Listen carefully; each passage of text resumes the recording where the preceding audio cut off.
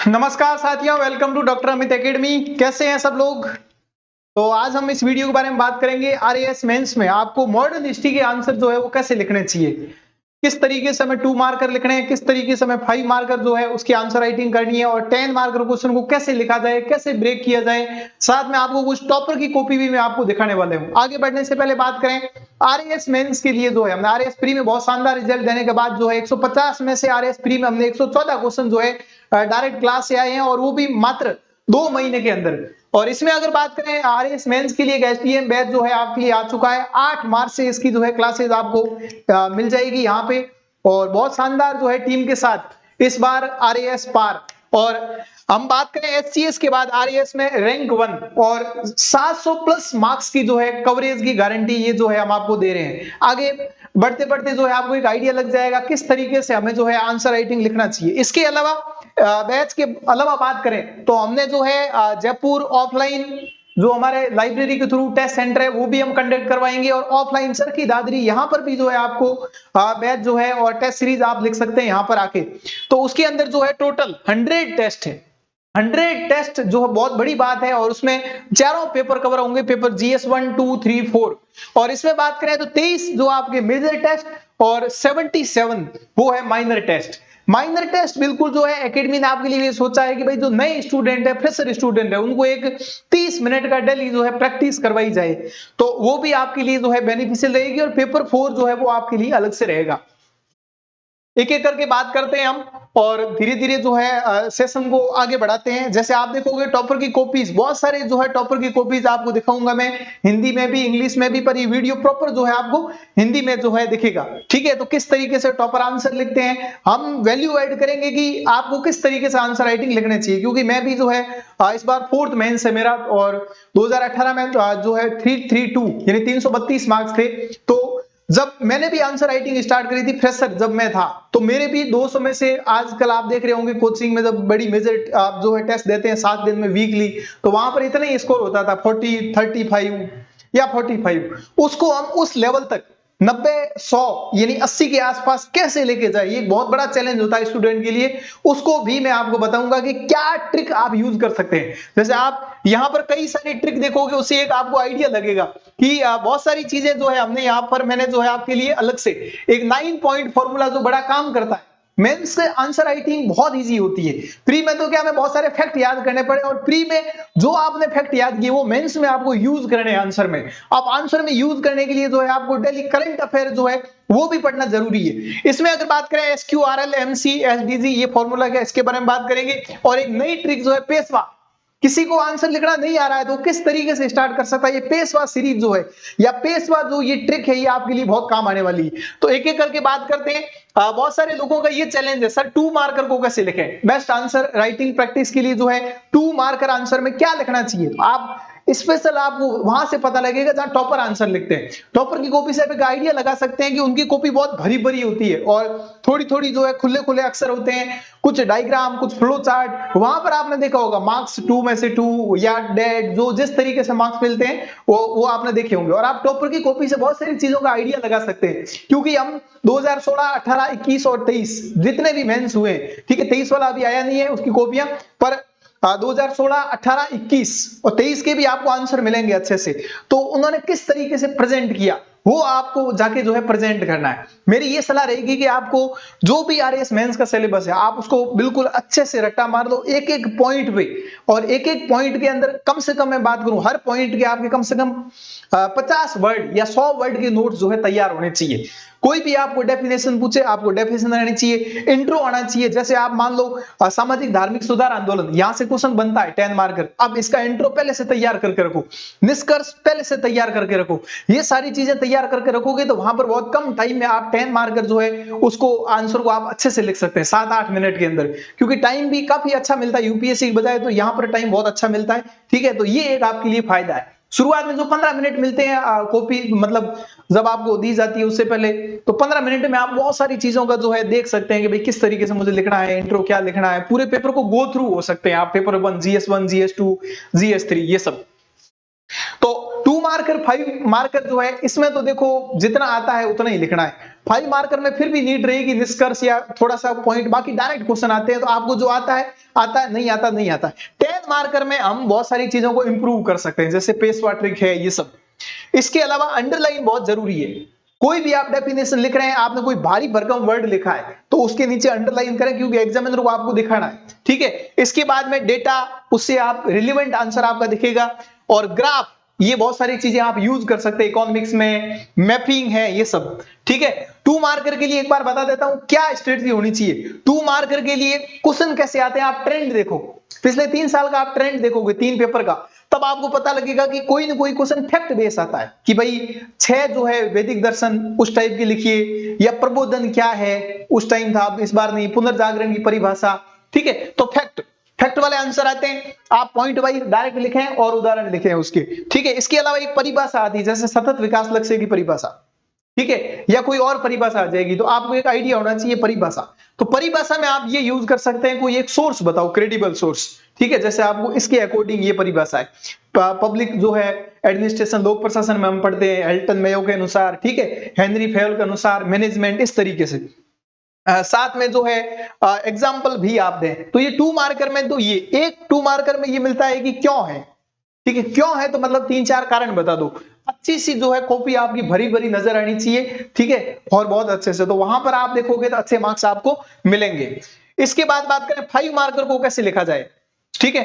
5 marker को लिखने का जो आप ट्रेंड देखोगे 5 मार्कर का, तो 5 मार्कर में जो है, मैं अगर बात करूं यहां पे, तो अंतर वाले क्वेश्चन आते हैं, टेबल बना दो बढ़िया सी, ठीक है। टेबल बनाने के लिए भी यहां पे आप वो पॉइंट यूज करो, ठीक है, जैसे इस तरीके से, और यहां पर जो है इनके बीच में अंतर, तो ये थोड़ा बेटर रहता है कि 2 टेबल नहीं 3 बना दो, 3, ठीक है। इसके अलावा फ्लो चार्ट, डायग्राम यूज कर सकते हैं, विशेषताएं भी पूछी जाती है डायरेक्ट, सीधी सीधी, ठीक है। ये सारे, इसके अलावा कुछ कीवर्ड होते हैं, कमेंट करो, नोट करो, इनको भी थोड़ा आपको आइडिया होना चाहिए कि कमेंट है, क्रिटिसाइज है, आलोचना है, तो कैसे करना है। आलोचना का मतलब भाई सही क्या है गलत क्या दोनों बताओ, पक्ष में बताओ विपक्ष में बताओ, ठीक है, इस तरीके से, तो ये बहुत काम का है। इसके अलावा निष्कर्ष भी लास्ट में आप एक लाइन में ऐड कर लें, दूसरी सीधा सा फंडा है, 5 मार्कर क्वेश्चन है, 5 लाइन आपको यूज करनी, 5 पॉइंट, 10 मार्कर है 10 पॉइंट, ठीक है, 10 पॉइंट एटलीस्ट होने चाहिए, तभी आपको जो है वो 5 से 6 या 4.5 के आसपास नंबर देगा, ठीक है। अब 10 मार्कर को कैसे लिखें, 10 मार्कर में जो है आप, पहली बात तो जो भी क्वेश्चन आएगा आगे जब हम बात करेंगे तो इसके बारे में बताऊंगा, भाई पहले आपको सब्जेक्ट पहचानना है कि सब्जेक्ट क्या है, क्या कहना चाहता है, क्वेश्चन की डिमांड क्या है, वो डिमांड बहुत ज्यादा जरूरी है। आप इधर उधर आंसर लिखोगे एग्जामिनर मार्क्स देगा नहीं, और आपका टाइम भी बहुत ज्यादा वेस्ट होगा, ठीक है।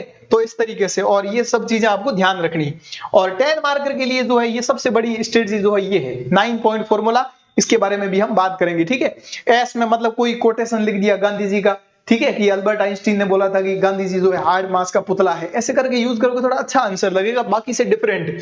या कोई कोर्ट हो गया, ठीक है, रिपोर्ट हो गई, लॉ कमीशन, जैसे वन स्टेट जो है ए वन नेशन वन इलेक्शन, ये क्वेश्चन आना है तो यहाँ पे आप लॉ कमीशन की रिपोर्ट है वो अगर डालोगे तो अच्छा आंसर लगेगा। मैप्स है, केसेस है, कमिटी है, ये सारी की सारी, गांधी जी का जो जंतर है, ठीक है, सबको पता ही होगा। इस तरीके से एसडीजी के लक्ष्य है, ये निष्कर्ष में आप यूज कर सकते हो 100% कि एसडीजी 16, 17, 13, ठीक है। इस तरीके से गवर्नमेंट की स्कीम है, कुछ इनिशिएटिव है, डायग्राम है, ये दिमाग में रखो आप, इससे आपको इजी रहेगा।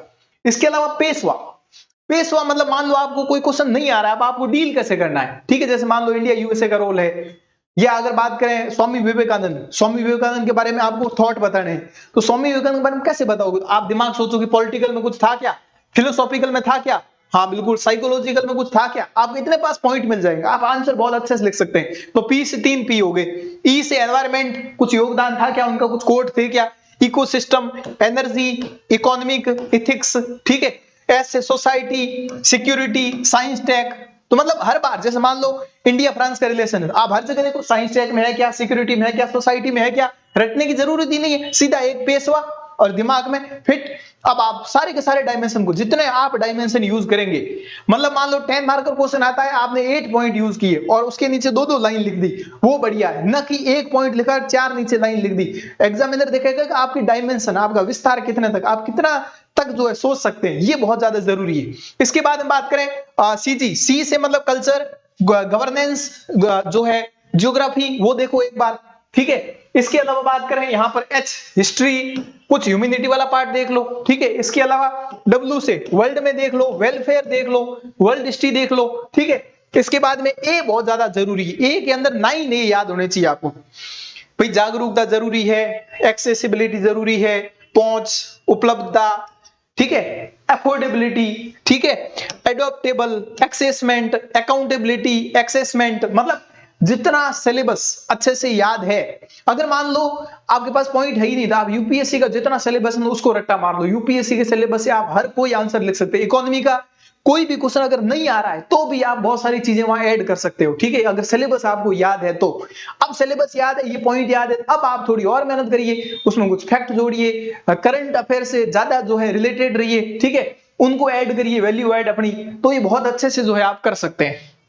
तो ये सारी मोटी मोटी बातें थी, जो है टॉपर के इंट्रो देखो, कंक्लूजन देखो, कई चीजें तो ऐसी होती है जब फ्रांस की क्रांति है, क्वेश्चन आ रखा है तो टॉपर के जो आंसर राइटिंग में उसने लिखा है वो यूज कर लो। उस टॉपर की जो मेहनत है, कितनी साल की मेहनत होगी, 3-3 4-4 साल की मेहनत होती है, ठीक है, और हम अब हमारे पास टाइम कम है तो हम उन चीजों को यूज करना पड़ेगा। टॉपर के आंसर की कॉपी हूबहू कर लो, ठीक है, कई लोग ऐसे ही टॉपर बन गए उन टॉपर की कॉपी देखते देखते, ठीक है।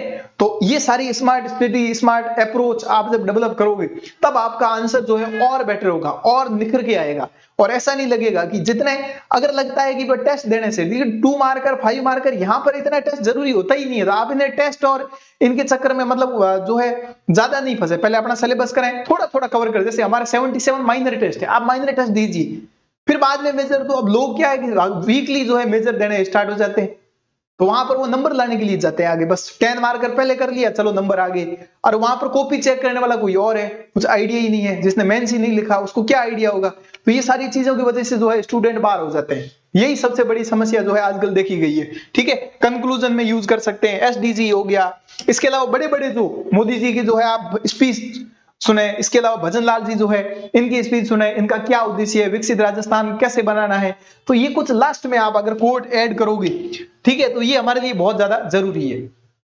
ऐसे में हो गया, बहुत जगह पलवन में हो गया, ये सारी चीजें यहाँ पे यूज होने वाली है, ठीक है। तो ये सारी की सारी जो है मैंने आपको बता दिया। अब हम हमारे जो मेन टॉपिक की तरफ है वहां पे बढ़ते हैं, और मॉडर्न हिस्ट्री के आंसर को जो है किस तरीके से हमें लिखना चाहिए। भारतीय इतिहास का सिलेबस आपको पहले पता होना चाहिए कि भारतीय इतिहास और संस्कृति में क्या, ये बहुत बड़ा टॉपिक है। और मैं अगर बताऊं ना दोस्तों, जीएस 1 में अगर आप देखोगे पार्ट 1 में आता है, आपको पता होना चाहिए पार्ट ए में क्या है, पार्ट बी में क्या है, पार्ट सी में क्या है।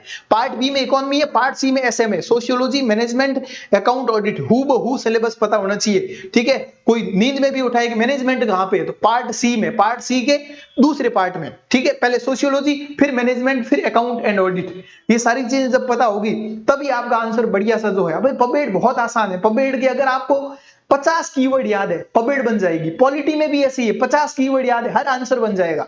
बस लिखने की जो है कला, कला लिखने की जरूरी है, प्रेजेंटेशन, ठीक है। जरूरी नहीं कि लिखते ही रहो, पर लिख क्या रहे वो इंपॉर्टेंट है, ठीक है, ये बहुत ज्यादा जरूरी है। आप सिलेबस को देखोगे ध्यान से, आप ट्रेंड देखो, हर बार आपको लगेगा सामाजिक धार्मिक सुधार आंदोलन, प्राचीन और मध्यकालीन भारत में धार्मिक आंदोलन, धार्मिक दर्शन से क्वेश्चन आ रहे हैं, अच्छे से तैयार करें सबसे, इस तरीके से आप ट्रेंड देखोगे। ये देखो मॉडर्न हिस्ट्री, गारंटी एक क्वेश्चन आएगा, यहां भी पता होना चाहिए 10 मार्कर कितने आते हैं, तो जीएस 1 में 10 मार्कर आते हैं 7 क्वेश्चन, 7 में 4 क्वेश्चन हिस्ट्री के आते हैं 40 नंबर की, ठीक है। तो मेरे हिसाब से अगर कोई प्रिपरेशन इस टाइम कर रहा है तो उसको 5 मार्कर और 10 मार्कर सबसे ज्यादा ध्यान देना चाहिए, सबसे ज्यादा। और लोग इसको छोड़ के जाते हैं, राजस्थान हिस्ट्री को पढ़ते हैं। राजस्थान हिस्ट्री का कोई रोल नहीं है इतना, बिल्कुल है ही नहीं, मतलब आप ये मान के चलो 10-12 मार्क्स की आती है, उसमें भी आप लिख लोगे क्योंकि प्री में आपने पढ़ रखा था, ठीक है। तो ये ब्लंडर मिस्टेक आप नहीं करें। दूसरा एक क्वेश्चन ये, स्वतंत्रता के बाद एकीकरण और पुनर्गठन, एक क्वेश्चन पक्का बनेगा 5 मार्कर,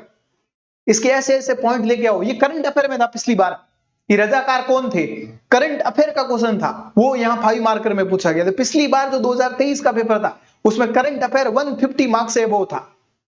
तो अभी जो भी लोग फ्रेशर प्रिपरेशन कर रहे हैं, करंट अफेयर को डेली थोड़ा थोड़ा पढ़े, अपनी वोकेबुलरी इंप्रूव करें, भाषा में सुधार करें, व्याकरण बहुत जरूरी है, ठीक है। पेपर 4 ये सारी की सारी, रियासतों का विलय, राज्य का भाषाई पुनर्गठन, इनके बारे में क्वेश्चन पूछें खुद से, क्यों क्यों, ये सारी चीजें, ठीक है। हाउ, व्हाट, वेयर, ये जब आपका क्लियर होगा हर एक पॉइंट में, तब आप देखना आपका आंसर कैसा भी क्वेश्चन हो आप आंसर लिख लोगे, ठीक है। और यही जो है डेवलप हो जाएगा, इतना हार्ड नहीं है, आसान है बस, ठीक है।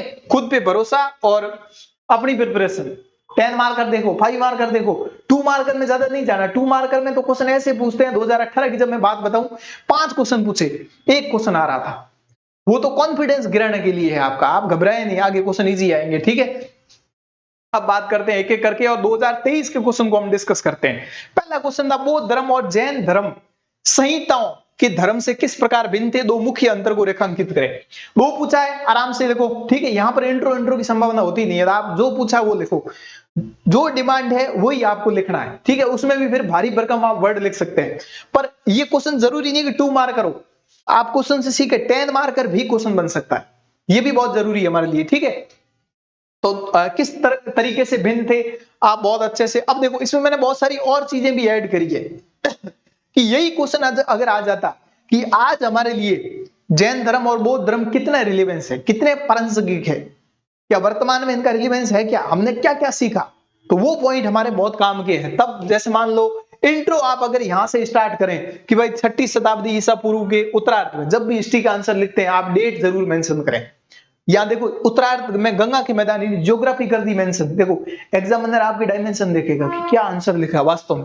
फिर उसके बाद मध्य में कई धार्मिक संप्रदाय उभरे और उसमें फिर मुख्य रूप से ये, ठीक है, ये आंसर राइटिंग की कला होती है। धीरे धीरे सारी चीजें डेवलप हो जाएगी और जब आप हमसे जुड़ेंगे तो सारे आंसर जो है आपके लिए बढ़िया हो जाएंगे, ठीक है। तो आप बिल्कुल जो है आंख बंद करके ट्रस्ट करें, और अगर आपको लगता है कि भाई मेरी चीजें कमजोर है और मुझे इनके साथ जुड़ना है, तो आप प्रिपरेशन जो है जुड़ सकते हैं। डॉक्टर अमित सर जो है हमारे, उन्होंने यूपीएससी की 3 इंटरव्यू दिए हैं, 5 मेंस दिए हैं, एससीएस जो हरियाणा पीसीएस में वो क्वालिफाइड है, और तिवारी सर है उन्होंने 4 पीसीएस के इंटरव्यू दिए। मतलब बहुत टीम, जो प्रदीप सर है, ठीक है, पूरी टीम जो है आपके लिए बहुत आज के टाइम में जो प्रिपरेशन जो होनी चाहिए और जिस तरीके की चीजें होनी चाहिए। और एकेडमी का रिजल्ट भी बहुत शानदार रहा है, पिछले 3 एससीएस में एकेडमी ने 108 रिजल्ट दिए और रैंक 1 भी यहीं से। तभी हमारा ये उद्देश्य है कि इस बार राजस्थान से रैंक 1, ठीक है।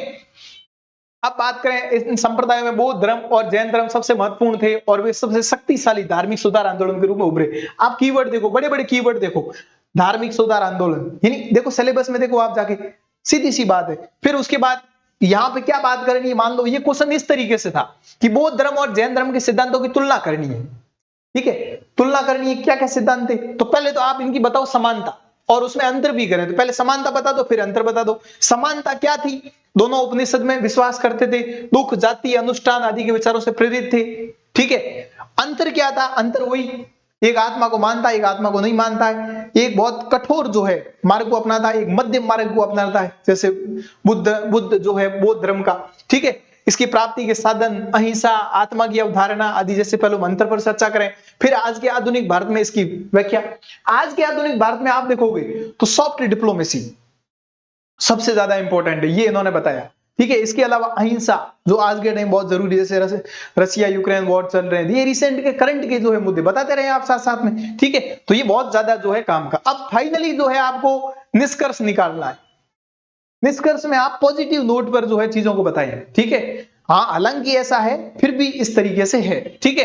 जैसे पूरे इतिहास में धर्म पालन विश्वास मानव समाज का एक सार्वभौमिक पहलू रहा है। हमारी इंडिया की जो है वसुधैव कुटुंबकम की अवधारणा रही है। इंडिया की संस्कृति की बात करें तो उसमें एक निरंतरता, ये क्वेश्चन 2023 में पूछा गया। निरंतरता मतलब हमने जो भी हमारे यहाँ पे आए, ठीक है, मुगल आए, जो भी लोग आए, हमने सबको समाहित कर दिया, ठीक है। आप इसको बोल सकते हैं मेल्टिंग पोट, ठीक है। जो भी आता गया, सलाद, सलाद कैसे होती बॉल, उसी की तरह जो है मेल्ट होता गया। और बाकी जो सिविलाइजेशन है उनसे हमारी बहुत यूनिक है, ठीक है। वो यूनिक क्यों है, तो इस टाइप के क्वेश्चन एग्जाम में पूछे जा रहे हैं। तो उसमें आपकी जितनी अप्रोच होगी, तो जब भी आप ऐसे क्वेश्चन को डिस्कस करें, अपने साथियों के साथ डिस्कस करें, उनसे थॉट पूछें, ये चीजें लॉन्ग टर्म के लिए याद होती है, ठीक है।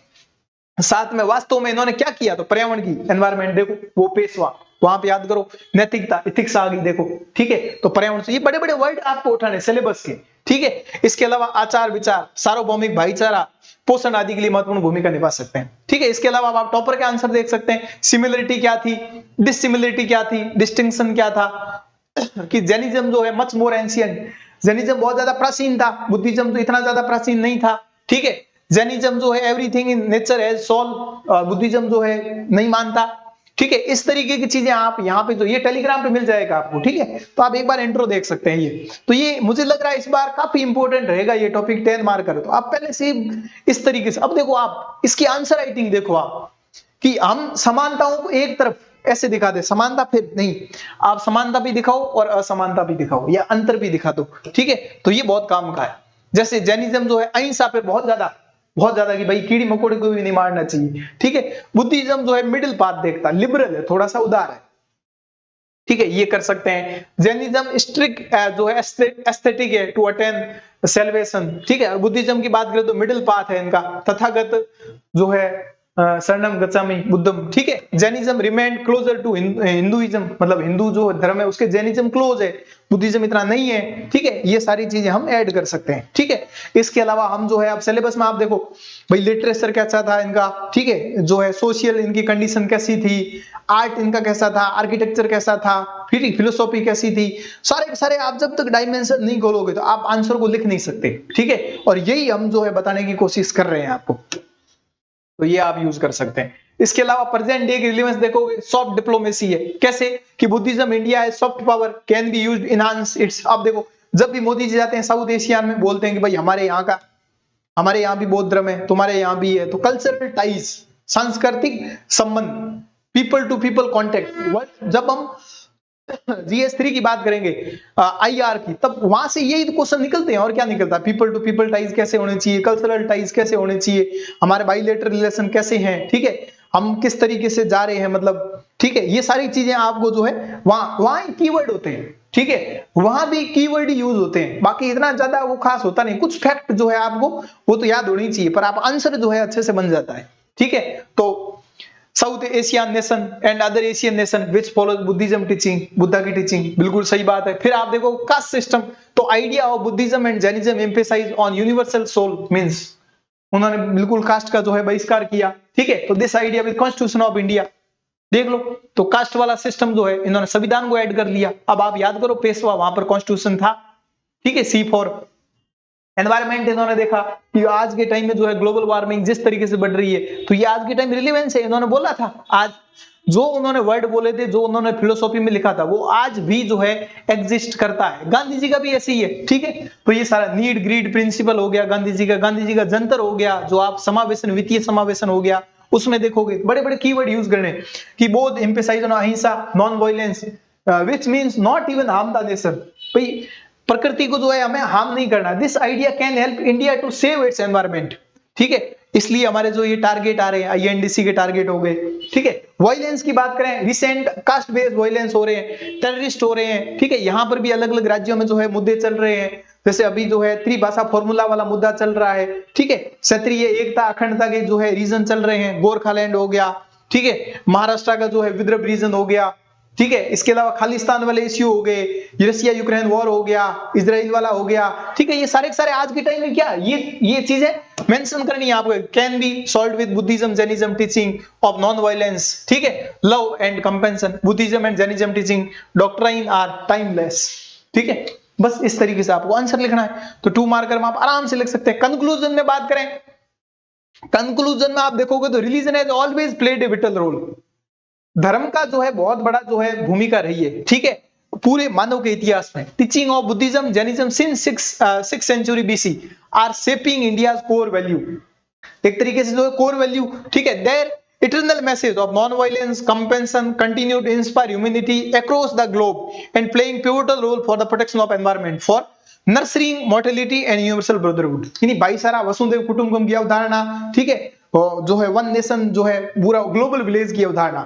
ठीक है, यही तो इन्होंने दिखाया, और क्या दिखाया। तो ये आप और कंक्लूजन देखो बहुत इजी है। जिसको इंट्रो लिखना आ गया, फिर इंट्रो के बाद बॉडी होती है, बॉडी जो आ गई आपको उसको ही हमें यूज करना है कंक्लूजन में। बड़े बड़े वर्ड जो है कीवर्ड का इस्तेमाल करके कंक्लूजन आराम से बन जाता है। यहां पर हम SDG गोल यहां पे लिख सकते हैं। ठीक है, तो ये कुछ जो मैंने आपको बताया था शुरू में, SQRLMC SDG फॉर्मूला, ये यूज करके जो है आप आंसर को और बेटर बना सकते हैं। ठीक है, तो ये जरूरी नहीं है। आप क्वेश्चन को ध्यान से देखोगे 2 मार्कर भी 5 मार्कर बन सकता है, 10 मार्कर बन सकता है। ठीक है, और हम बहुत सारी चीजें वहां यूज कर सकते हैं। तो जैनिज्म बुद्धिज्म, ठीक है, ये टॉपिक ट्रेंड में रहता है, हॉट टॉपिक है। जैनिज्म बुद्धिज्म हो गया, चारवाक हो गया, आजीविक हो गया, और इसके अलावा जो सिक्स दर्शन है वो, ठीक है, और भक्ति और सूफी, ये तो 100% 5 और 10 के तो आने ही हैं, ठीक है, यहां पर आप रोक नहीं सकते। तो अच्छे से जो है इन क्वेश्चन को आप समझ सकते हैं। पहला क्वेश्चन अब आता है, तीन कटिया क्या है? देखो 2 मार्कर है, तो ये आप समझ लो कि गांधी जी, या तो आप मॉडर्न हिस्ट्री को अच्छे से कर लो, या गांधी जी के आसपास का जो एरिया है उसको इतना स्ट्रांग बनाए, मजा आ जाएगा। आप देखोगे आपका क्वेश्चन बनेगा।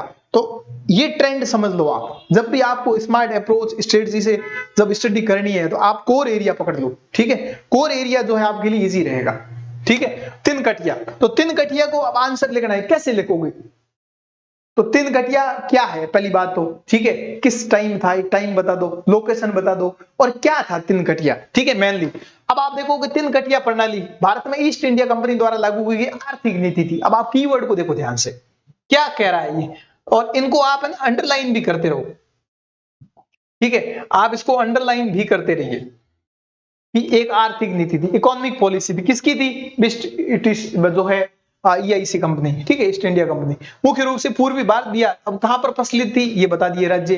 तीन कटिया प्रणाली को महात्मा गांधी के नेतृत्व में संपादन सत्याग्रह, ये एक पॉइंट हो गया, एग्जामिनर आराम से देगा 2 में से 2, ठीक है। तीन कटिया प्रणाली को महात्मा गांधी के नेतृत्व, महात्मा गांधी यूज कर लिया आपने, यही आपको सोचना है कि क्या लिखना है, ठीक है। जो बदले में भारतीय स्वतंत्रता आंदोलन महत्वपूर्ण क्षण बन गया, ये इस बात पर आधारित है किसानों को, अब देखो ये मैन है कि एक किसान को 20 कट्टे में से 3 कट्टे में नील की खेती करनी पड़ती थी। अगर ये लिख दिया तो उसको कम से कम मुझे लगता है आधा मार्क्स तो मिल जाएगा, पर ये जब यूज करोगे तो 2 मार्क्स में से 2 मार्क्स आपको मिलेंगे, ठीक है।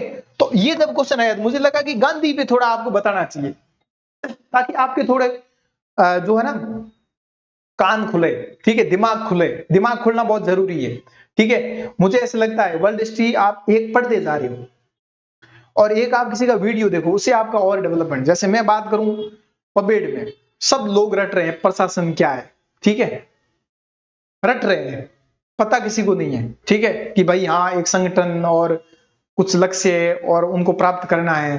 ऐसे काम नहीं चलेगा, क्योंकि कुछ और क्वेश्चन आ गया, प्रबंध का दर्शन क्या है, अब समझ में नहीं आएगा। तो जब मैं ये बात करने की बोल रहा हूं तो मैं ये कहना चाहता हूं कि आपको थीम पता होनी चाहिए, ठीक है, कि जब भी प्रशासन प्रबंधन की बात होगी तो इस तरीके से एक कोई संगठन होगा, एक ऑर्गेनाइजेशन। जैसे मान लो क्रिकेट की बात करते हैं, बीसीसीआई है, तो बीसीसीआई क्या एक ऑर्गेनाइजेशन है, ऑर्गेनाइजेशन है, ऑर्गेनाइजेशन का क्या गोल है भाई? प्रॉफिट, ठीक है, तो एक गोल होगा और गोल कॉमन होगा कि भाई हमें तो प्रॉफिट चाहिए, कॉमन गोल, वर्ल्ड कप जीतना है, ठीक है, कॉमन गोल है। अब कॉमन गोल को करने के लिए हमें किस तरीके से क्या क्या प्रयास करने हैं, ठीक है, किस तरीके से हमें पोस्ट कार्ड टेक्निक अपनानी है, किस तरीके से हमें समन्वय करना है, ठीक है, किस तरीके से हमें आदेश की एकता का पालन करना है, यही तो है और क्या है, ठीक है। तो ये सारी चीजें जो है आपको ध्यान में रखनी, और वो भी हमें कैसे करना है कि मिनिमम रिसोर्सेज में ऑप्टिमम यूटिलाइजेशन, ठीक है, कम संसाधनों में किस तरीके से ये करना, और फिर वही हाउ कैसे करना है, तो लोग थिंकर आएंगे अलग अलग टाइप के, वो बताएंगे। तो ये सारी चीजें यानी आप एक थीम डेवलप करें। आप इंडस्ट्रियल रिवोल्यूशन पढ़ रहे हैं, पर इंडस्ट्रियल रिवोल्यूशन थोड़ा अच्छे से 1-2 वीडियो देखें जिसमें 1-2 घंटे क्लास हो, या जब हम वर्ल्ड हिस्ट्री, हमारी जो अभी बैच स्टार्ट हो जाएगा 9 तारीख से, ठीक है, 8 तारीख से तो आपकी जो है क्लास लगेगी नॉर्मल एक ओरिएंटेशन, 9 तारीख से आपका एथिक्स क्लास जो डॉक्टर अमित सर लेंगे, जिन सर के जो है यूपीएससी में हर बार 130 मार्क्स रहे हैं हर बार एथिक्स में, ठीक है। और सर जो जब आंसर आपको लिखना सिखाएंगे ना, आपको एक क्लास में आप आंसर लिखना सीख जाओगे, ठीक है, ये सी टीम है आपके लिए, ठीक है। फिर उसके बाद पबेट जो है मैं आपको करवाऊंगा, और फिर उसके बाद जो है वर्ल्ड हिस्ट्री प्रदीप सर करवाएंगे, ठीक है। तो थोड़ी क्लासें देखना जरूरी है, एक आप पढ़ ही पढ़ रहे हो, जब क्वेश्चन नहीं आएंगे, और ये यूनिक है कि आरपीएससी अब यूनिक क्वेश्चन पूछेगी, हर क्वेश्चन में वो ये आपको इतना टफ क्वेश्चन देगी ना, मजबूर कर देगी कि आपको जो आप पढ़ रहे हो वो चेंज करनी पड़ेगी, ठीक है। तो आप समझ लो आपके लिए सिलेक्शन की राह बहुत आसान है अगर आप यूनिक चीजों पे चल रहे हो तो, ठीक है। क्यों हुई, कैसे, क्या रीजन था, ठीक है, ये सारी चीजें, पर जब तक आपको हाउ, वाई, वेयर, ये सारी चीजें कवर जब तक क्लियर नहीं होगी तब तक जो है आप, कितना टाइम लगेगा, तब तक जो है आप ये क्लियर नहीं कर पाओगे, ठीक है, ये आप पहले से ही सोच लो, ठीक है। और बहुत इजी है मेंस की आंसर राइटिंग, बहुत इजी है, आप कर लोगे टाइम का कोई इश्यू नहीं आएगा, पर आपकी चीजें क्लियर होनी चाहिए। आप भाग रहे हो जिस तरीके से, आप आईआर औद्योगिक क्रांति पढ़ ली, वर्ल्ड हिस्ट्री 1 दिन में कर ली, 5 दिन में कर ली, लेकिन आपको कोई बेसिक से क्वेश्चन पूछेगा, हुआ क्यों, क्या रीजन था, ठीक है, तो आपने रट लिए बस, पर ऐसे काम नहीं चलेगा। आप एक दूसरे से जो है लिंकअप करें, तब वो जरूरी है। इसलिए मैं ये जो है आपको डेफिनेशन नहीं लेके आया। अब हम बात करते हैं महात्मा गांधी की। गांधी जी से रिलेटेड हर बार क्वेश्चन पूछेगा, चाहे एथिक्स में हो, गांधी जी के 7 पाप हो, या जो है 12 इनके सत्यव्रत हो, ठीक है, या पबेड में भी पूछ सकता है, एथिक्स में भी अलग से पूछ सकता है, मॉडर्न हिस्ट्री में भी पूछ सकता है, ठीक है, ऐसे में भी पूछ सकता है, पलवंत में भी, आप हर जगह गांधी जी को यूज कर सकते हैं, ठीक है। यूपीएससी या आरएएस, गांधी जी इनके फेवरेट है। तो अब गांधी जी को देखो, एक क्वेश्चन है महात्मा गांधी के लिए, अहिंसा जो है केवल रणनीति नहीं थी, स्ट्रेटजी नहीं थी कि भाई स्ट्रेटजी का मतलब क्या, यही, बल्कि एक मौलिक दर्शन था, एक फिलोसॉफी थी, यूनिक फिलोसॉफी, ठीक है। और इसी के बेस पर इन्होंने क्या क्या कर दिया, जांच करें। अब आपको चेक करना है कि ऐसा था क्या। चेक करने का मतलब है आपको एग्जांपल देने पड़ेंगे, आपको प्रूव करना पड़ेगा। प्रूव कैसे करोगे, अब जो आपने पढ़ रखा वो सब यूज करेंगे, देखना, ठीक है। महात्मा गांधी की अहिंसा के प्रति प्रतिबद्धता, इतनी ज्यादा इनकी प्रतिबद्धता थी, ठीक है, कि भारत के राष्ट्रीय आंदोलन को कैसे आकार दिया, पूरा शेप दे दिया, और न्याय के लिए वैश्विक संघर्ष को कैसे प्रभावित किया। यहां इंडिया में भी नहीं, वर्ल्ड में भी इंपैक्ट जो है गांधी जी का पड़ा, और आज के टाइम आप देख भी रहे हैं। तो अहिंसा एक मौलिक दर्शन है, न कि केवल एक रणनीति। कैसे इनका जो है प्रभाव जैन धर्म और हिंदू धर्म का प्रभाव पड़ा, ठीक है, गांधी जी पे। जैसे इन्होंने गांधी जी का अहिंसा का अवधारणा यहां से मिली इनको। तो अब आपको पता है भाई अहिंसा जो और कहां लिखी है, दिमाग में लगाओ, ठीक है, हाँ जैन धर्म बौद्ध धर्म है, ठीक है। और ये एक जो है नैतिक और आचारिक तरीका, ये जीते थे, ऐसे नहीं कि बस ठीक है, वो जिंदगी में भी जो है उन्होंने अपना प्रैक्टिकल जो है चीजें करी। उदाहरण देख लो आप, उनके प्रारंभिक प्रभाव में जैन भिक्षु थे, श्रीमद राजचंद्र शामिल थे, इन्होंने अहिंसा पर जोर दिया। इन आंसर को रट लें आप। दूसरा, सत्य प्राप्ति का एक तरीका के रूप में अहिंसा, उससे क्या होगी, ट्रुथ की। तो ट्रुथ देखो, गांधी जी के लिए सत्य और अहिंसा अविभाज्य थे, मतलब दोनों को विभाजित नहीं कर सकते आप, पूरक, ठीक है। और न्याय प्राप्त करने का एकमात्र साधन, अगर न्याय प्राप्त करना है, अब आप देखो गांधी जी ने अहिंसा रखी, तभी इंडिया जो है, और भी बहुत सारे जो है लीडर अलग अलग थे, उनका रोल था, पर हिंसा अगर करते तो हमें अंग्रेज दबा देते, और उनके पास वो साधन जो है था, एक बहुत बड़ा साधन था, बहुत बड़ा। उदाहरण देखो, हिंद स्वराज 1909 में उन्होंने स्वतंत्रता के हिंसक साधनों को स्वीकार कर दिया, ठीक है। अब आप ध्यान से देखो, इसके अलावा देखो, राजनीति से परे अहिंसा थी इनकी। अहिंसा राजनीति पॉलिटिकल नहीं थी, ठीक है, सामाजिक परिवर्तन का एक साधन था। इन्होंने पूरे सोशल चेंज लेके आगे। गांधी जी ने अहिंसा को अंतर धार्मिक सद्भावना, जाति समानता, आर्थिक न्याय, ठीक है, विस्तार किया, जिससे एक समग्र सामाजिक दर्शन बन गया इनका, एक सोशल फिलोसॉफी। अब ये देखो, ये समग्र ऐसी वर्ड यूज करें आप सबसे ज्यादा, ठीक है। उदाहरण देखो आप, अस्पृश्यता उन्मूलन किया इन्होंने, ठीक है, हरिजन आंदोलन किया। प्रतिकूल परिस्थितियों में भी अहिंसा के प्रति इनकी कितनी भी परिस्थितियां आई, पर अहिंसा को नहीं छोड़ा इन्होंने। जैसे आप देखो, आप उदाहरण के लिए चोरा चोरी घटना हुई, ठीक है, और ये 1922 के दौरान उन्होंने राजनीतिक लाभ की अपेक्षा अहिंसा पर जोर दिया, ठीक है, और असहयोग आंदोलन को वापस ले लिया। ऐसे नहीं कि इन पे ईगो था, ठीक है। तो ये बहुत सारी चीजें जो है आपको यूनिक बनाती है आंसर में। फिर इसके बाद आप देखोगे तो भारत के राष्ट्रीय आंदोलन पर गांधी जी की अहिंसा के प्रति प्रतिबद्धता का प्रभाव क्या पड़ा। तो क्वेश्चन की डिमांड समझनी बहुत जरूरी है, क्वेश्चन क्या कह रहा है, और ऐसे क्वेश्चन आएंगे आजकल, ठीक है। आरपीएससी पूछेगी, आरपीएससी यूपीएससी के ट्रेंड पे जा रही है, तो आपको ये आंसर लिखने आने चाहिए, ठीक है। मुझे लगता है कि हिस्ट्री से बहुत सारे लोग भागते हैं, पर मैं आपको कुछ यूनिक फीचर बताऊं। आप जो है संसद टीवी देख सकते हैं, वहां पे आपको जैसे मान लो 1857 की क्रांति पढ़नी, मैंने पढ़ ली, ठीक है, पर अब मुझे आंसर को यूनिक कैसे लिखना है, दूसरों से अलग बेटर कैसे लिखना है, संसद टीवी पे जाओ, वहां पे लिखो 1857 की क्रांति, इतना शानदार वो चीजें आपको मिलेगी ना, और मजा आ जाएगा, और आपका आंसर एक अलग ही यूनिक लेवल का होगा, ठीक है। और आप बिलीव नहीं करोगे, पूरा का पूरा जो है 30 मिनट के अंदर वो चीजें आ जाएगी। ऐसे ही जो है बाइलेटरल रिलेशन हो गया, इंडिया ईयू रिलेशन हो गया, एक आप नोट्स के थ्रू ऐसे जा रहे हो, और एक जब उनकी फिलोसॉफी चुनोगे, बहुत सारे लोग आते हैं, ठीक है, वो अपना अपना अपना व्यू बताते हैं, और बहुत बड़े बड़े लेवल के जो है वो अधिकारी होते हैं, ठीक है, उनके व्यू जानो, किसी की स्पीच देखो, तभी आपके आंसर में जो है वो लेवल आएगा, क्लियरिटी आएगी, ये क्यों हुआ, हर एक जो है क्वेश्चन के पीछे। यूपीएससी के टॉपर की कॉपी देखो, ठीक है, उनके आंसर को देखो, किस तरीके से डेटा क्या क्या यूज करते हैं, ये सारी चीजें करनी पड़ेगी, ठीक है। तभी जब जो है मार्क्स आएंगे, और तब जो ये कट ऑफ 262 जो मार्क्स है इस लेवल की जो है, आप अब बताओ, आप प्लस महीने पिछली बार 2023 में आरएस के मिले, ठीक है, उसमें अगर आप ध्यान से देखोगे ध्यान से देखोगे तो अगर मैं बात करूं 262 गई है, 10 महीने का टाइम, और इस बार तो 4 महीने का टाइम है, कितनी कट ऑफ रहेगी? ठीक है, एक टाइम ऐसा आएगा 200 भी नहीं रहेगी, हो सकता है 150 भी खत्म हो जाए, और करने वाले कर सकते हैं। ठीक है, तो याद रखिए, जो करे अपना बेस्ट करें। ठीक है, जन आंदोलन, समावेशिता, अहिंसा ने महिलाओं, किसानों, श्रमिकों सहित लाखों लोगों को बिना किसी भय के स्वतंत्रता संग्राम में भाग लेने की अनुमति दी। उदाहरण जैसे नमक सत्याग्रह देख लो आप। ठीक है, ब्रिटिश उत्पीड़न के विरुद्ध नैतिक वेद था, जिसमें दांडी मार्च आप देख लो। ठीक है, इसके अलावा अभिजातीय वर्ग के नेतृत्व में जन आधारित संघर्ष किया और बदलाव किया। ठीक है, गांधी जी ने राष्ट्रीय आंदोलन को संवैधानिक राजनीति में जन सविनय, जैसे हमने स्वच्छ भारत अभियान चलाया। ठीक है, तो हमने क्या किया? जन सहानुभूति। ठीक है, लोगों को मिलाया, पीपल। ठीक है, असहयोग आंदोलन देख लो। अब देखो हर जगह एग्जाम्पल आ रहे हैं, यही तो है वो। एग्जामिनर 100% 10 में से 7 से 8 मार्क्स देगा इस क्वेश्चन में। ठीक है, सत्याग्रह एक प्रभावी प्रतिरोध उपकरण के रूप में, जैसे आप देखो उदाहरण भारत छोड़ो आंदोलन, क्विट इंडिया मूवमेंट, हिंसक क्रांतिकारी आंदोलन का विकल्प था। ठीक है, जिसमें आप देखो भगत सिंह की हिंसक रणनीति का विरोध, अहिंसा को अंतिम हथियार बताया। ठीक है, ये है वो। अगला क्वेश्चन देखोगे तो ये जाएगा वर्ल्ड हिस्ट्री में। सार्वभौमिक पुरोहित्य क्या है? ठीक है, तो एक सिंपल सी बात है, एक ईसाई मान्यता है। ये बहुत सारे लोगों को गलत हवा ही नहीं लगी, क्या है ये सार्वभौम? सबने देखा कि ये क्वेश्चन तो मॉडर्न हिस्ट्री से या एंशिएंट हिस्ट्री से, सॉरी। ठीक है, पर ये गया है वर्ल्ड हिस्ट्री में। तो वर्ल्ड हिस्ट्री इतनी ज्यादा जरूरी है। मैं अगर बात करूं, एक 10 मार्कर आएगा, एक 5 मार्कर, एक 2 मार्कर, लगभग 17 या फिर 15 मार्क्स की रहेगी।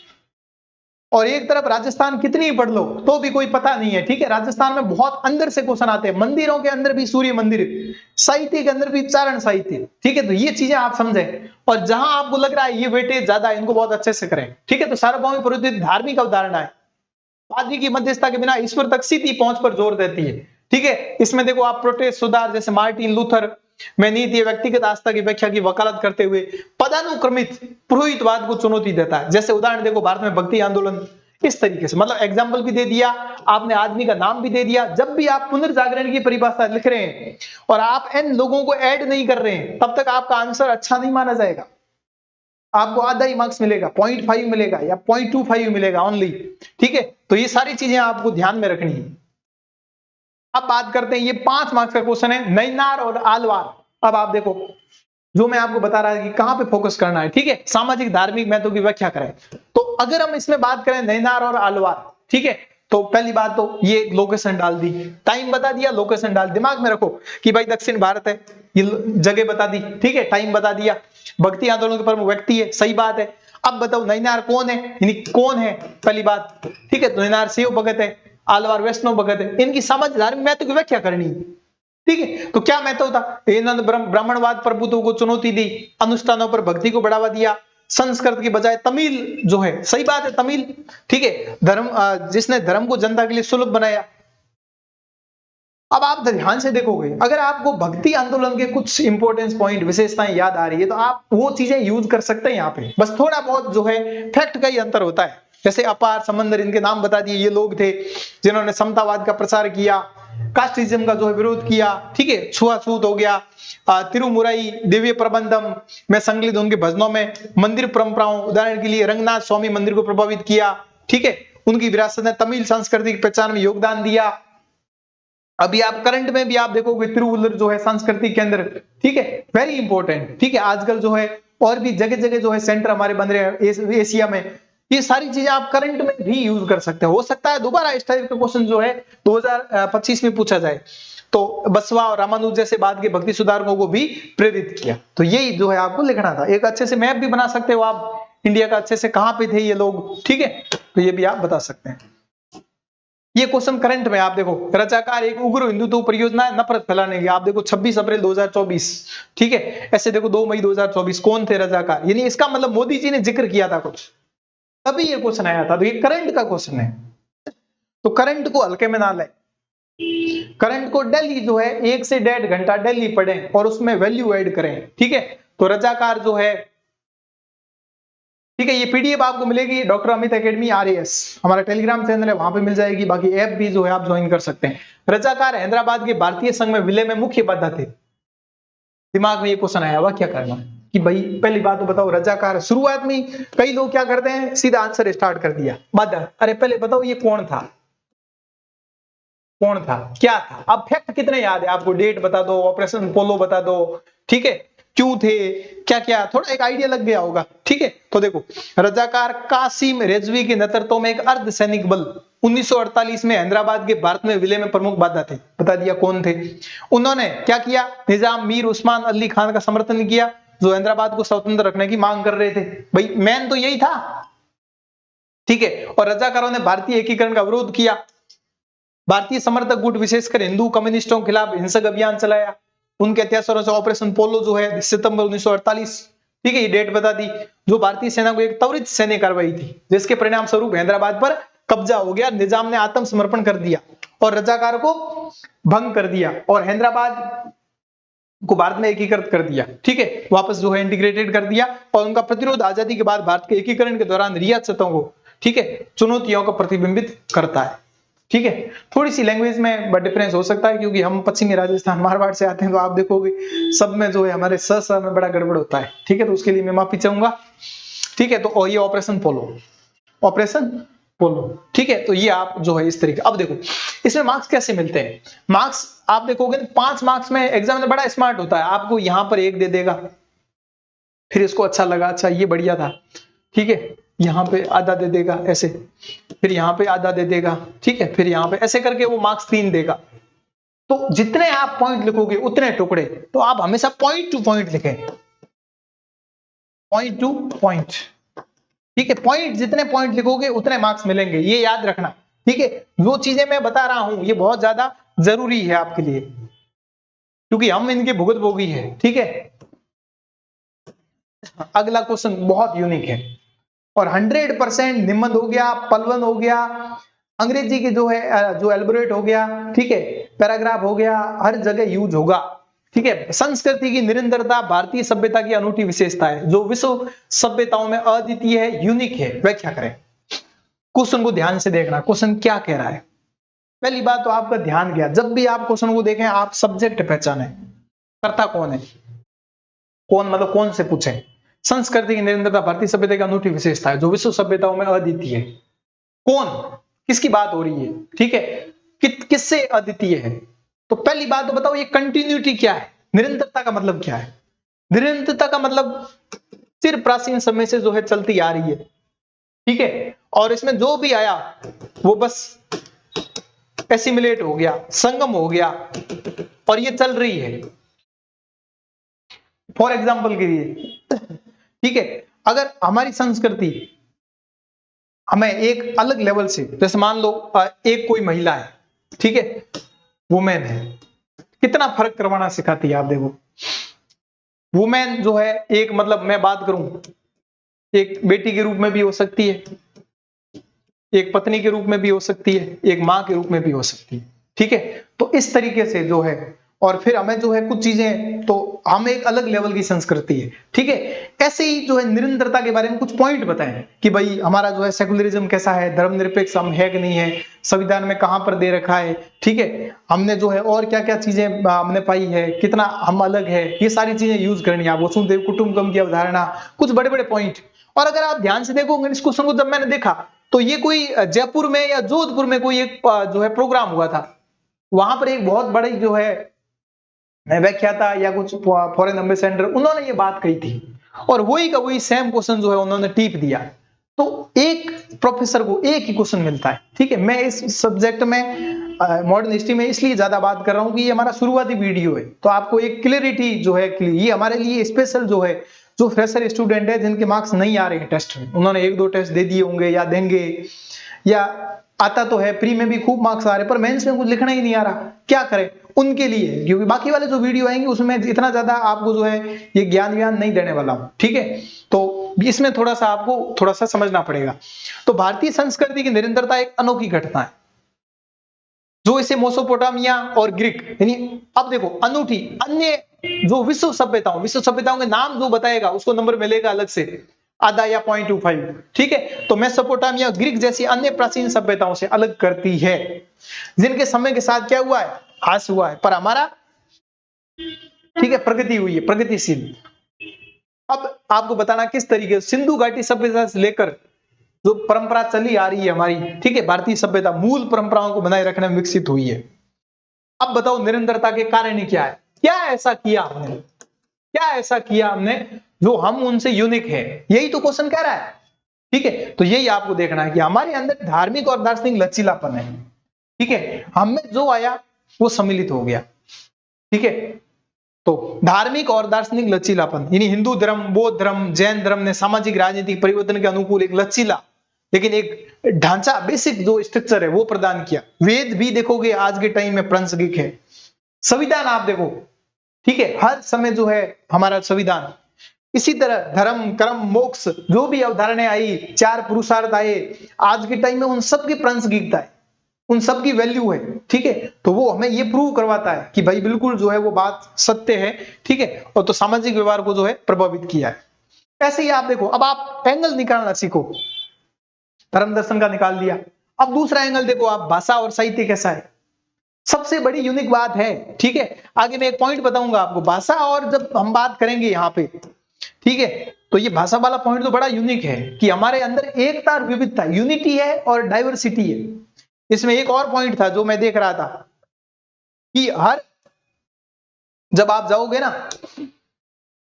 हर 2 कोस में, ठीक है, भाषा, और हर 4 कोस में पानी चेंज होता है। और भाषा की अगर बात करें हम, तो यहां पर इतनी भाषाएं बोली जाती है, 2000 से अधिक बोलियां, 22 आधिकारिक भाषा, फिर भी हम यूनिक है। ठीक है, के साथ भारतीय भाषाई रूप से सबसे विविध राष्ट्र है, इतनी डाइवर्सिटी है, फिर भी हम एक है। ठीक है, उत्तर भारत की संस्कृति उत्तर पूर्व हिमालय राज्य दक्षिणी राज्यों से बिल्कुल अलग है, फिर भी हम भारतीयों के जीवन जीने के तरीके में बुनियादी एकता मौजूद है। यही एक यूनिटी है, यही एक जो है डाइवर्सिटी है। ठीक है, तो ये इस तरीके से। फिर इसके अलावा अगर हम बात करें भाषाई और साहित्यिक परंपरा, संस्कृत जिसमें वेद उपनिषद पाली बौद्ध ग्रंथ तमिल संगम साहित्य अखंड बौद्धिक परंपरा को दर्शाते हैं। हजारों साल पहले रचित जो रामायण, आज के टाइम में भगवद गीता, ठीक है, कर्मण्येवाधिकारस्ते, महाभारत आज भी भारतीय लोकाचार को आकार दे रहे हैं। ठीक है, इसके बाद देखो मंदिर और स्थापत्य निरंतरता कैसी है। हड़प्पा सभ्यता जो अग्नि वेदियां वहां से स्टार्ट हुई, कालीबंगा से लेकर गुप्त युग के जो गुप्त काल आया, उसके मंदिर से लेकर द्रविड़ शैली की वास्तुकला, मंदिर कुछ बता दिए। ठीक है, स्थापत्य परंपरा। अब आप देखो, जिसको हिस्ट्री का सिलेबस याद है वो इस क्वेश्चन को लिख लेगा। ठीक है, अब आप खुद हिस्ट्री का सिलेबस देखिए और आप मुझे बताइए शुरू में कि आप इस क्वेश्चन को लिखने लायक थे कि नहीं थे, या लिख लोगे कि नहीं लिख लोगे। यही बात होती है, इस सिलेबस को और तोड़ें। भारतीय विरासत सिंधु सभ्यता से ब्रिटिश काल तक, ललित कला आ गया, कला, प्रदर्शन कला, वास्तुकला, साहित्य। ठीक है, देखो धार्मिक दर्शन, देखो आप ध्यान से देखो और क्या। ठीक है, इसके अलावा देखो धार्मिक सुधार आंदोलन, ठीक है, भाषाई पुनर्गठन, साहित्य, मतलब जिसको भी अगर मान लो ये कुछ चीजें तो आपको पता होनी चाहिए, डीपीएसपी, फंडामेंटल राइट, यहां भी यूज करो ऐसे पॉइंट। ठीक है, तो ये अगर जब ये सारी चीजें पता होगी ना, प्रीएम्बल, तो आप बहुत सारी चीजें यूनिक कर सकते हैं। आप दिमाग में रखें और अपनी डाइवर्सिटी, दिमाग के डायमेंशन को बढ़ाते रहें, बस यही है। अब इस क्वेश्चन को ऐसे कोई लिख के आया है, ठीक है, उसको कितने मार्क्स मिले होंगे, और इसलिए ये कट ऑफ जो है 262 रही है। ठीक है, सब बस किताबों के पीछे और इधर उधर भाग रहे हैं। ठीक है, भाग ही रहे हैं, बस रुक नहीं रहे हैं। सामाजिक और सांस्कृतिक प्रथा, ट्रेडिशन, कस्टम, दिवाली होली जैसे त्योहार, विवाह, रीति रिवाज ने शस्त्राबदियों से अपना सार बरकरार रखा। ठीक है, आज भी जो है भाईचारे की भावना, दीपावली जब भाई दूज वगैरह, जाति वर्ण व्यवस्था यदि विकसित हो रही है, फिर भी सामाजिक संरचनाओं को प्रभावित करती है। इस प्रकार भारतीय सभ्यता ने अपनी मूल पहचान को क्या रखा है, जो मूल पहचान थी वो तो संरक्षित करते हुए उल्लेखनीय अनुकूलन क्षमता दिखाई है, एडॉप्शन। ठीक है, हमने धीरे धीरे उन चीजों को जो है, जो चीजें हमारे लिए जरूरी नहीं थी, राजा राम मोहन राय, सती प्रथा वगैरह, उनको हमने त्यागा, और हमने एक बेसिक जो है स्ट्रक्चर हमने उसको प्रोटेक्शन दिया। ठीक है, आप इस तरीके से आप एक मिक्सिंग पोर्ट बोल सकते हो, ये कुछ कनेक्ट यूज कर सकते हो आप, कल्चरल, एसिमिलेट, ठीक है, ट्रेडिशन, एस्थेटिक, ये सारी की सारी चीजें, भगवान में विश्वास, भारतीय सभ्यता। अब देखो इंट्रो क्या लिखोगे, भारतीय सभ्यता की प्रागैतिहासिक उत्पत्ति और नृत्य से लेकर साहित्य, वास्तुकला से लेकर दर्शन आदि सभी रूपों में हमारी सांस्कृतिक विविधता के बारे में कुछ पंक्तियां लिखें। ठीक है, बताइए इन सभी भिन्नताओं और विविधताओं के बावजूद भारतीय संस्कृति में कुछ अनूठी और प्रमुख विशेषताएं, जैसे क्या, निरंतरता, परिवर्तन, एक, विविधता में एकता। ठीक है, 9वीं 10वीं 6ठी 7वीं 8वीं की क्लास देखोगे, ये आंसर लिखे हुए हैं। ठीक है, उन क्लासेस को, उन बुकों को हम देखते ही नहीं है, जरूरी नहीं लगती हमें। ठीक है, पर आंसर राइटिंग वहां से आएगी। ठीक है, क्वेश्चन को कैसे लिखना है। ज्योग्राफी के आंसर भी लोग नोट से पढ़ रहे हैं। ज्योग्राफी के नोट से पढ़ोगे, नोट तो बहुत सिंपल भाषा में लिखे होते हैं। जब तक आप बुक वाली लैंग्वेज यूज नहीं करोगे, प्रोफेसर कैसे मार्क्स देगा? उसको तो गुस्सा आता होगा, वो दिमाग खराब हो जाता है उसका, और उसके पीछे कोई अच्छा सा आंसर देखता, वो भी जो है उसके अंदर लिपट जाता है। ठीक है, धर्मनिरपेक्षता, सार्वभौमिकता, भौतिकवादी भी, आध्यात्मिक भी, प्रत्येक बिंदु पर विस्तार करना है, कैसे उजागर किया, अपना उत्तर तैयार करने के लिए प्रश्न के साथ सहायता लें। ठीक है, तो ये परिवर्तन और निरंतरता, समाज निरंतर बदल रहा है, प्राचीन वैदिक काल से महाजनपद, मतलब आपको कुछ न कुछ ऐड करना है, मतलब कहीं से लेके आना है और उस लेवल तक जाना है। ठीक है, एकता, विविधता, धर्मनिरपेक्षता, अगर आप देखो आर्टिकल देखो 14, 16, 29, 30, आज भी ये इंश्योर करता है कि भारतीय महाद्वीप में हर धर्म को समान स्थान मिले, किसी के साथ भेदभाव नहीं हो। ठीक है, तो संविधान के अनुसार हर धर्म स्वीकार्य है। तो हम आज भी जो है सेकुलरिज्म को, इंटॉलरेंस को, सहिष्णुता को, ये यूज करने वर्ड आप। अब आप खुद देखो, पॉलिटी में प्रीएम्बल में ये कुछ वर्ड पढ़े, इतना आसान। ठीक है, भौतिकवादी, आध्यात्मिकवादी, भारत में लोग जो है एक अच्छा समृद्ध जीवन जीना चाहते हैं, लेकिन साथ ही बहुत धार्मिक और आध्यात्मिक भी है, और एक समाज, एक और पारिस्थितिक तंत्र है। ठीक है, जो अधिक विविधता होने पर भी जीवित रह सकता है। अब कुछ आप यहाँ पे यूनिक कोड अगर आपको आ रहे हैं वो यूज कर सकते हैं। ठीक है, आराम से जो है इन चीजों को आप लिख सकते हैं। अब लास्ट में एक जो है निष्कर्ष ऐसे होता है, ठीक है, कि while we should preserve our culture. ठीक है, हम अब आपको इस नोट के साथ कि भाई हम प्रिजर्व तो कर रहे हैं, पर हमारे कुछ जो है समाज में ये चीजें हैं, हमें उसको इंश्योर करना चाहिए। ठीक है, utmost zeal we should not turn to glorify all its constitutional of the present time, caste system, women discrimination आज भी हो रहा है, retain its dynamic structure of a spirit of reform। ठीक है, तो हमें इस रिफॉर्म की भी आवश्यकता है, और धीरे धीरे जो है हम चीजों को अच्छे से करेंगे। ठीक है, तो यही आपको जो है आंसर इस तरीके से लिखना था। बाकी एग्जाम्पल भी दे सकते हैं, सेकुलरिज्म के सामने आप करंट के एग्जाम्पल दें, होम टू अनपैरेलल्ड ट्रेडिशन में आप एक भारत श्रेष्ठ भारत बताएं, ऐसे प्रोग्राम भी हमारे चल रहे हैं। अतिथि देवो भव वाली भावना, जिसमें संस्कृति ऐप जो है वो यूज कर सकते हैं आप, प्रोजेक्ट मौसम यूज कर सकते हैं।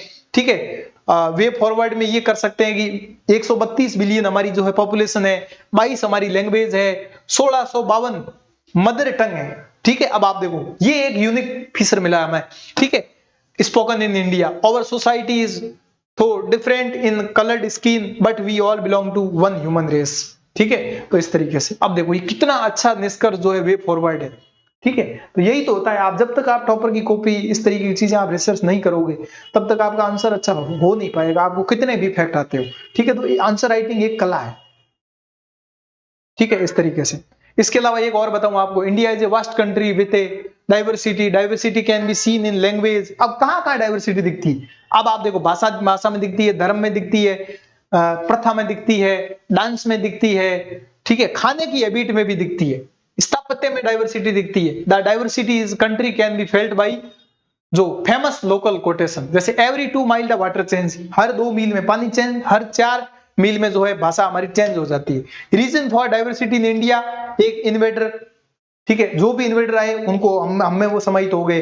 ठीक है, इसके अलावा जो है सब नेशनलिज्म, राष्ट्रवाद की भावना, उपराष्ट्रवाद। ठीक है, इंटर इमेजनरी ऑफ जो है इंटर मिंगलिंग ऑफ पीपल। ठीक है, आपस में cultural ties, people to people contact, different type of terrain, वैश्वीकरण, ग्लोबलाइजेशन, रिलीजन।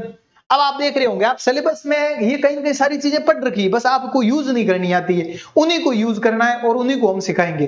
अगर आपने शॉर्ट टेस्ट लिख लिए, आपकी कितनी जो है प्रिपरेशन हो गई। ठीक है, इस लेवल की जो है, trade with different country since ancient time. ठीक है, ये अगला क्वेश्चन जो है बहुत यूनिक था, बेसिक क्वेश्चन था कि मौर्यकालीन स्तंभ स्वदेशी मूल की व्याख्या करो। अब इसमें क्या है कि हम, ठीक है, ग्रीक से तुलना करते हैं, तुलना की बात वो नहीं कर रहा है, वो थोड़ा बोल रहा है कि भाई कैसे वो स्वदेशी मूल के, आपको वो बताना है। ठीक है, तो ये सारी चीजें आपको वहां पे यूज करनी है। तो अब आप ध्यान से देखो, आंसर में क्या करना है, आपको एक डेट बतानी है, एक आदमी का नाम बताना है, एक लोकेशन बतानी, स्टार्ट तो वहीं से करना है। ठीक है, तो मौर्य स्तंभ विशेष रूप से अशोक के शासनकाल के दौरान बनाए गए प्रारंभिक भारतीय वास्तुकला के महत्वपूर्ण उदाहरण है। ठीक है, तो वास्तुकला आ गई, जबकि कुछ विद्वान विदेशी प्रभाव, फारसी जो है सुझाव देते हैं कि स्तंभ अद्वितीय है। ठीक है, स्वदेशी और नकल किए गए कहीं से। ठीक है, तो इस तरीके से। तो यूनिक कैसे है, इनकी सामग्री और शिल्प कौशल देखोगे। अब आपको क्या यूनिक कैसे करना है, भाई आर्किटेक्चर कैसा है, ठीक है, आर्किटेक्चर के अलावा जो है इनकी साइंस टेक कैसी थी, ठीक है। इसके अलावा आप दिमाग लगाओ कि दर्शन इनका धर्म, मतलब ये पशु पक्षियों की क्या इसमें पूजा होती थी क्या। अब अशोक की जब भी बातें आएगी माइंड में तो आप बहुत सारी चीजें लिख लोगे यहाँ पे, ठीक है। फिर वहां से तुलना करनी है कि भाई ये मोनोलिथिक थे क्या, ठीक है, इसमें कितने स्टोन यूज किए गए थे क्या, ये सारी चीजें आपको वहां पे लिखनी थी, ठीक है। तो सामग्री और शिल्प कौशल देखोगे तो फारसी स्तंभों के विपरीत जो है हमारे जो है ये अखंड बलुआ पत्थर से निर्मित है, ठीक है। तो सिंपल सी बात है भाई, कोई भी आपने एक इस तरीके से देखा पिलर, अब पिलर के दिमाग, पिलर में कैसा भाई, पिलर की साइंस टैग कैसी है, पिलर किसका बना है, ठीक है, पिलर में किस किस के फोटो है, इमेज कैसी है, ठीक है। यही तो सारी चीजें देखेगी, यही तो वहां लिखनी है और करना क्या है, ठीक है। पॉलिश जिसे अक्सर मौर्यकालीन पॉलिश कहा जाता है, दर्पण जैसी चमक है जो अद्वितीय टेक्निक है।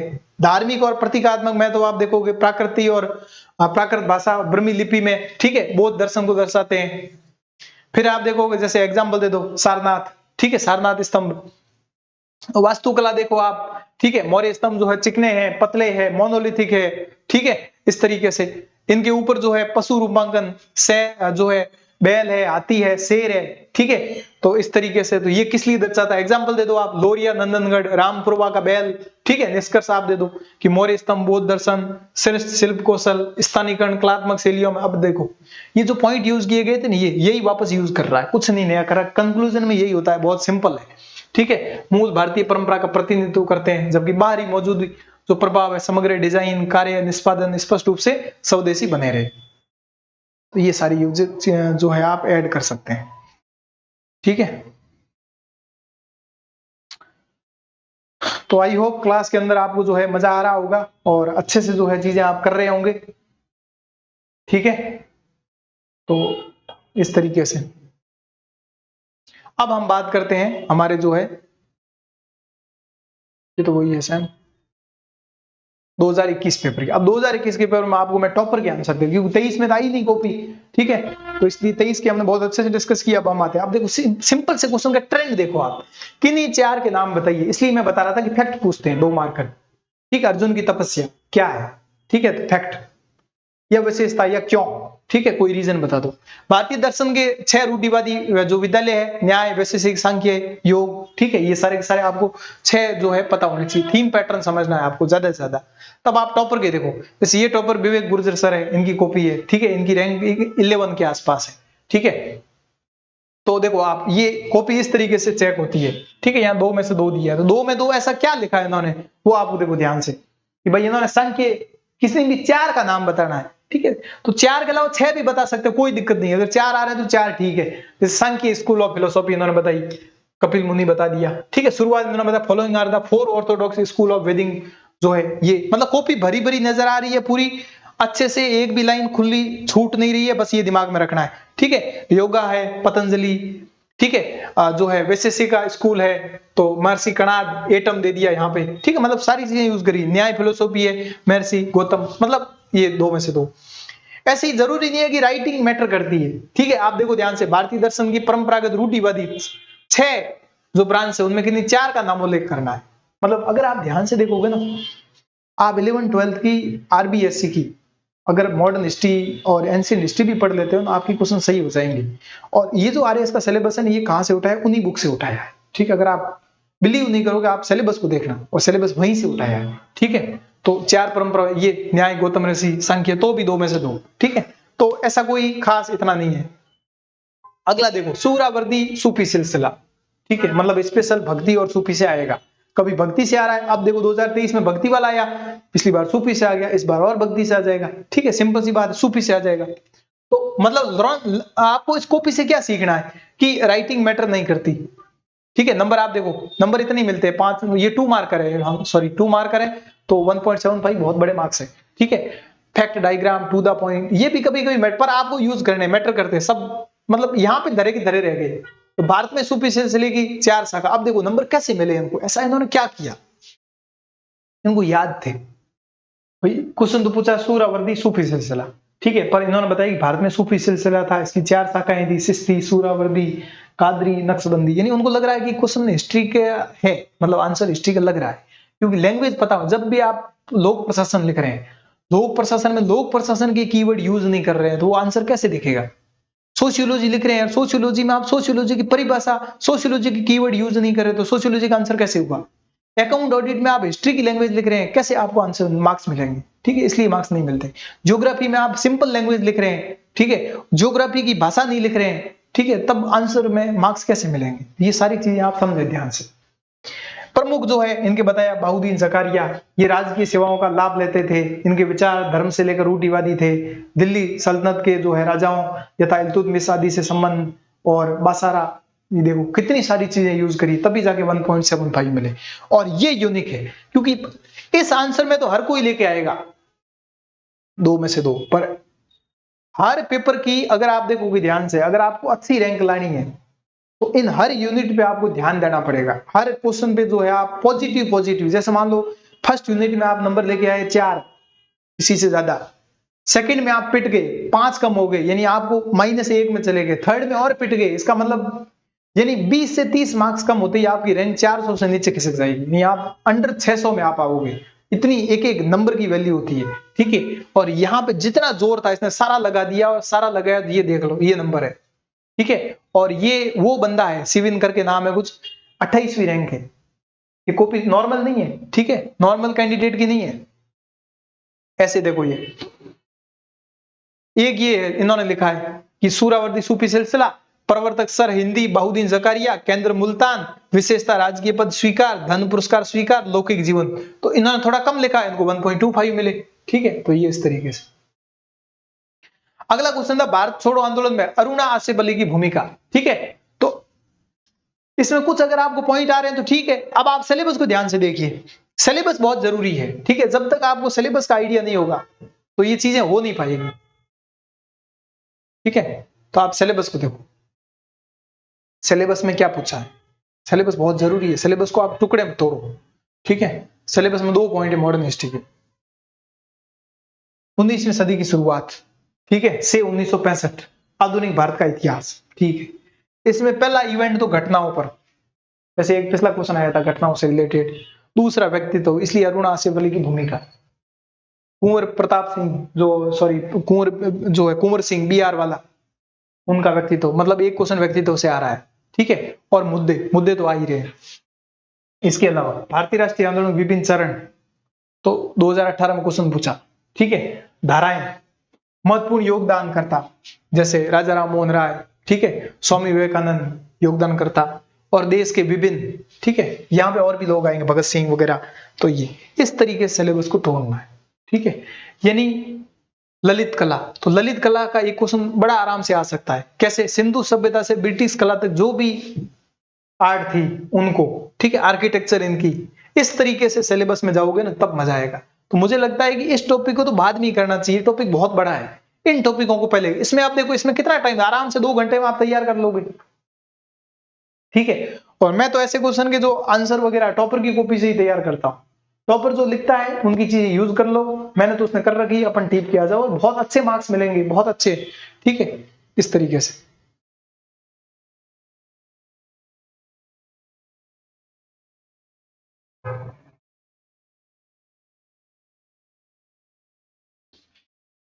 अब अरुणा आसिफ अली की भूमिका, ठीक है, 2 आंसर है इसमें। एक तो है कि भाई 1942 में भारत छोड़ो आंदोलन, बताना पड़ेगा ना किसके आसपास थी, क्या था, क्या किया, कुछ यूनिक।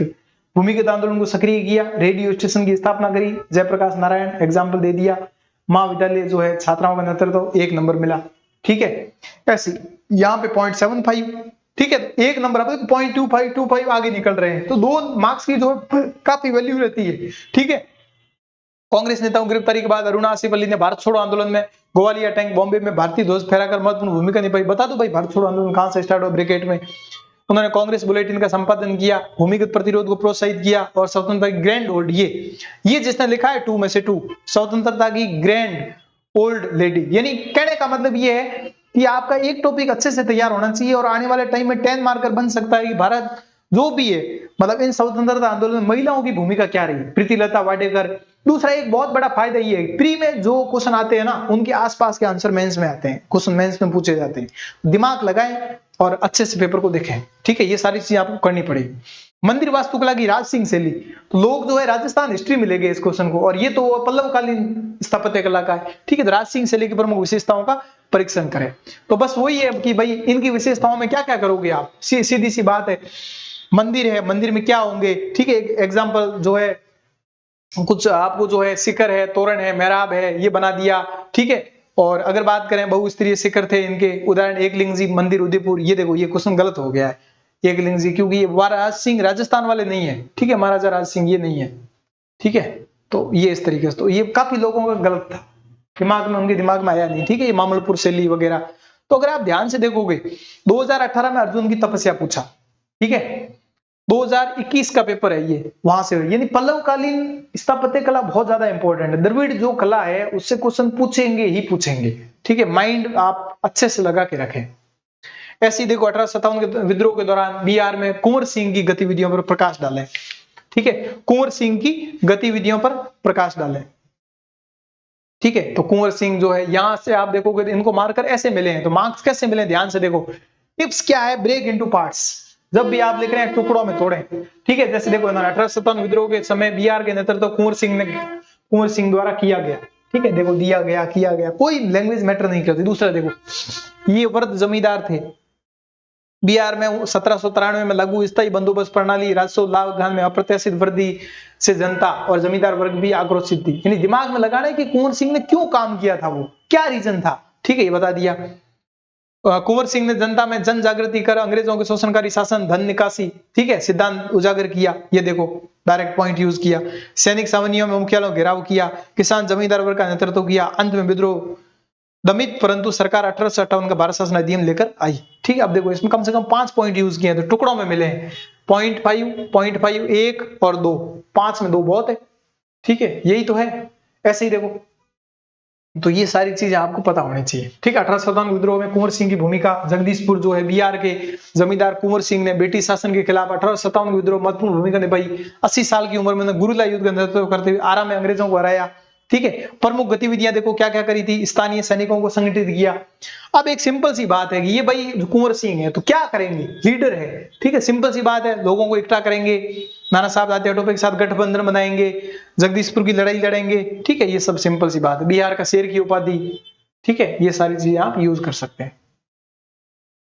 अगला था भारत में थियोसोफिकल समाज में थियोसोफिस्टों की विचारधारा के विकास की संक्षेप में चर्चा करें। मतलब 100% एक क्वेश्चन 10 मार्कर मॉडर्न हिस्ट्री से, 1 से 2 क्वेश्चन मॉडर्न हिस्ट्री से पूछे जाएंगे। आप दिमाग में पहले से ही बैठा के चले। ठीक है, और अब आप इन क्वेश्चन को देखिए कितना अच्छे से जो है टुकड़ों में तोड़ तोड़ के मार्क्स दिए हैं। ठीक है, और ये कॉपी अश्विन मालू, ठीक है, 28वीं या 27वीं रैंक है।